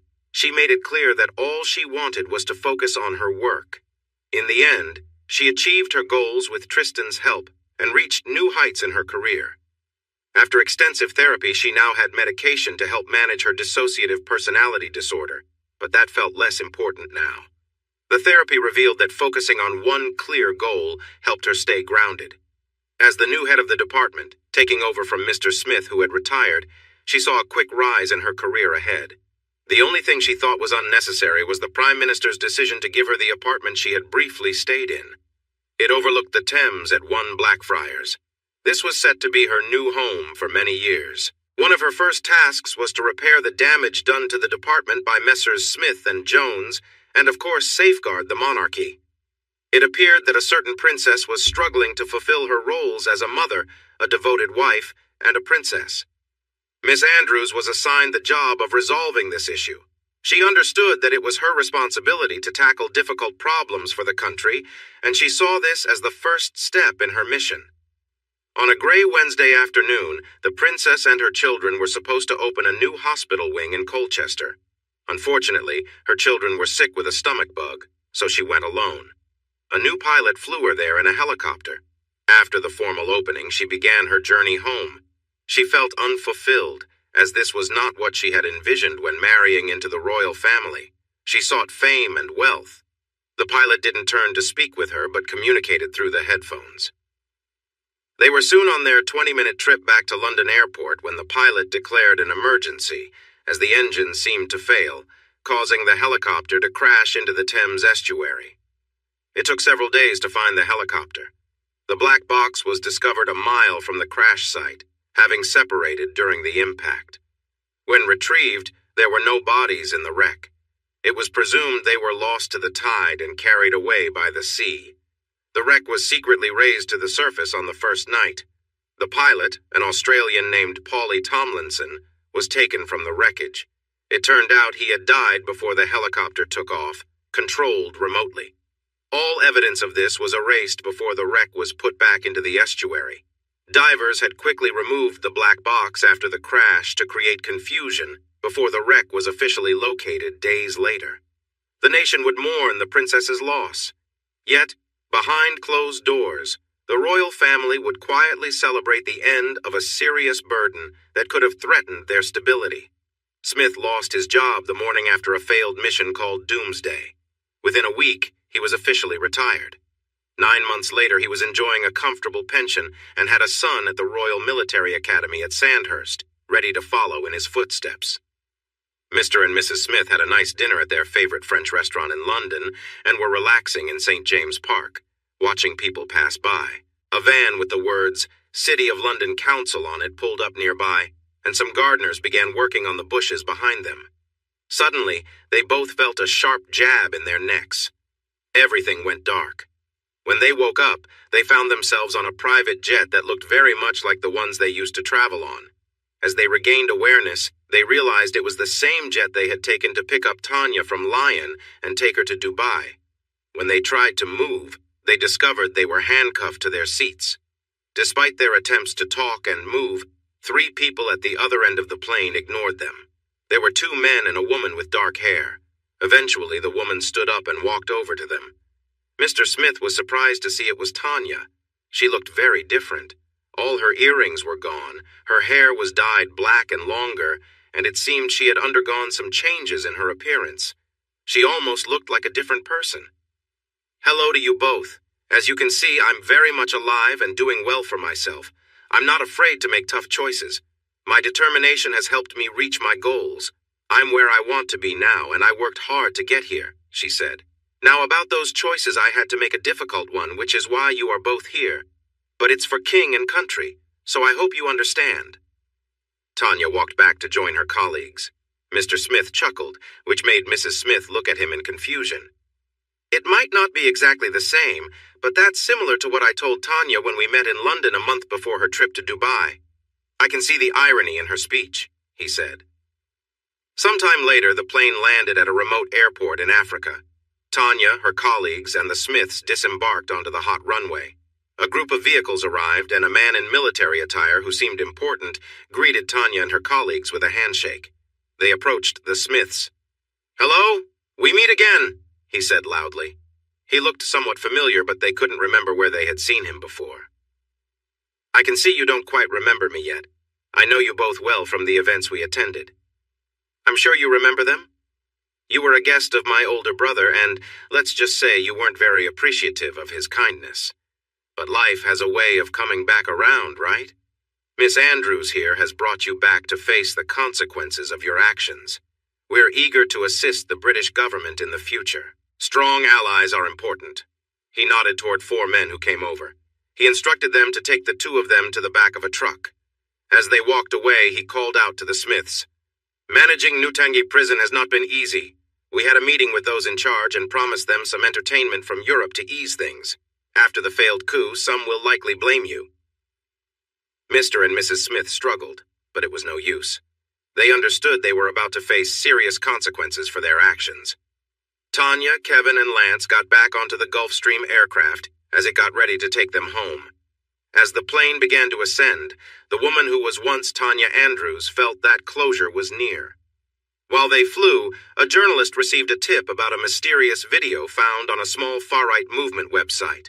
The clip was from a Christmas party several years ago, where a drunk MP spoke to a small group about sending ethnic people back to their ancestral homes and suggested harsh penalties for those who identified outside traditional gender norms. Other faces in the video were blurred out. The press would have a field day with this, and it seemed the Prime Minister would have a lot to explain, likely leading to his exit from number 10 Downing Street in shame. This event closed what some saw as a personal grudge. Rest in peace, Tanya Andrews. A year later, Anne sat beside Matt, feeling content after a wonderful moment they shared. They lay on the bed in their chateau in southern France, where they had moved a few months before. In the adjacent room, their baby, Alice, slept peacefully in her crib. Anne remembered something. "Do you recall my friend Jane from Bournemouth? She often said, 'Every action has a reaction and brings consequences.' I bet she would find it fascinating to see how our lives have unfolded." With that, she rolled to her side and kissed her husband, feeling a spark of connection as they enjoyed their time together. These days, they had all the time they wanted to be close to each other whenever they felt like it. But that might change soon since she had missed her last period, which meant more restless nights and diapers to change. Fortunately, the chateau had many bedrooms. They planned to fill as many of them as possible with their children. Finn. Thanks for watching this video. Don't forget to subscribe to Infidelity Plus to stay updated with more captivating tales of infidelity and payback. Turn on notifications so you're the first to see our latest content.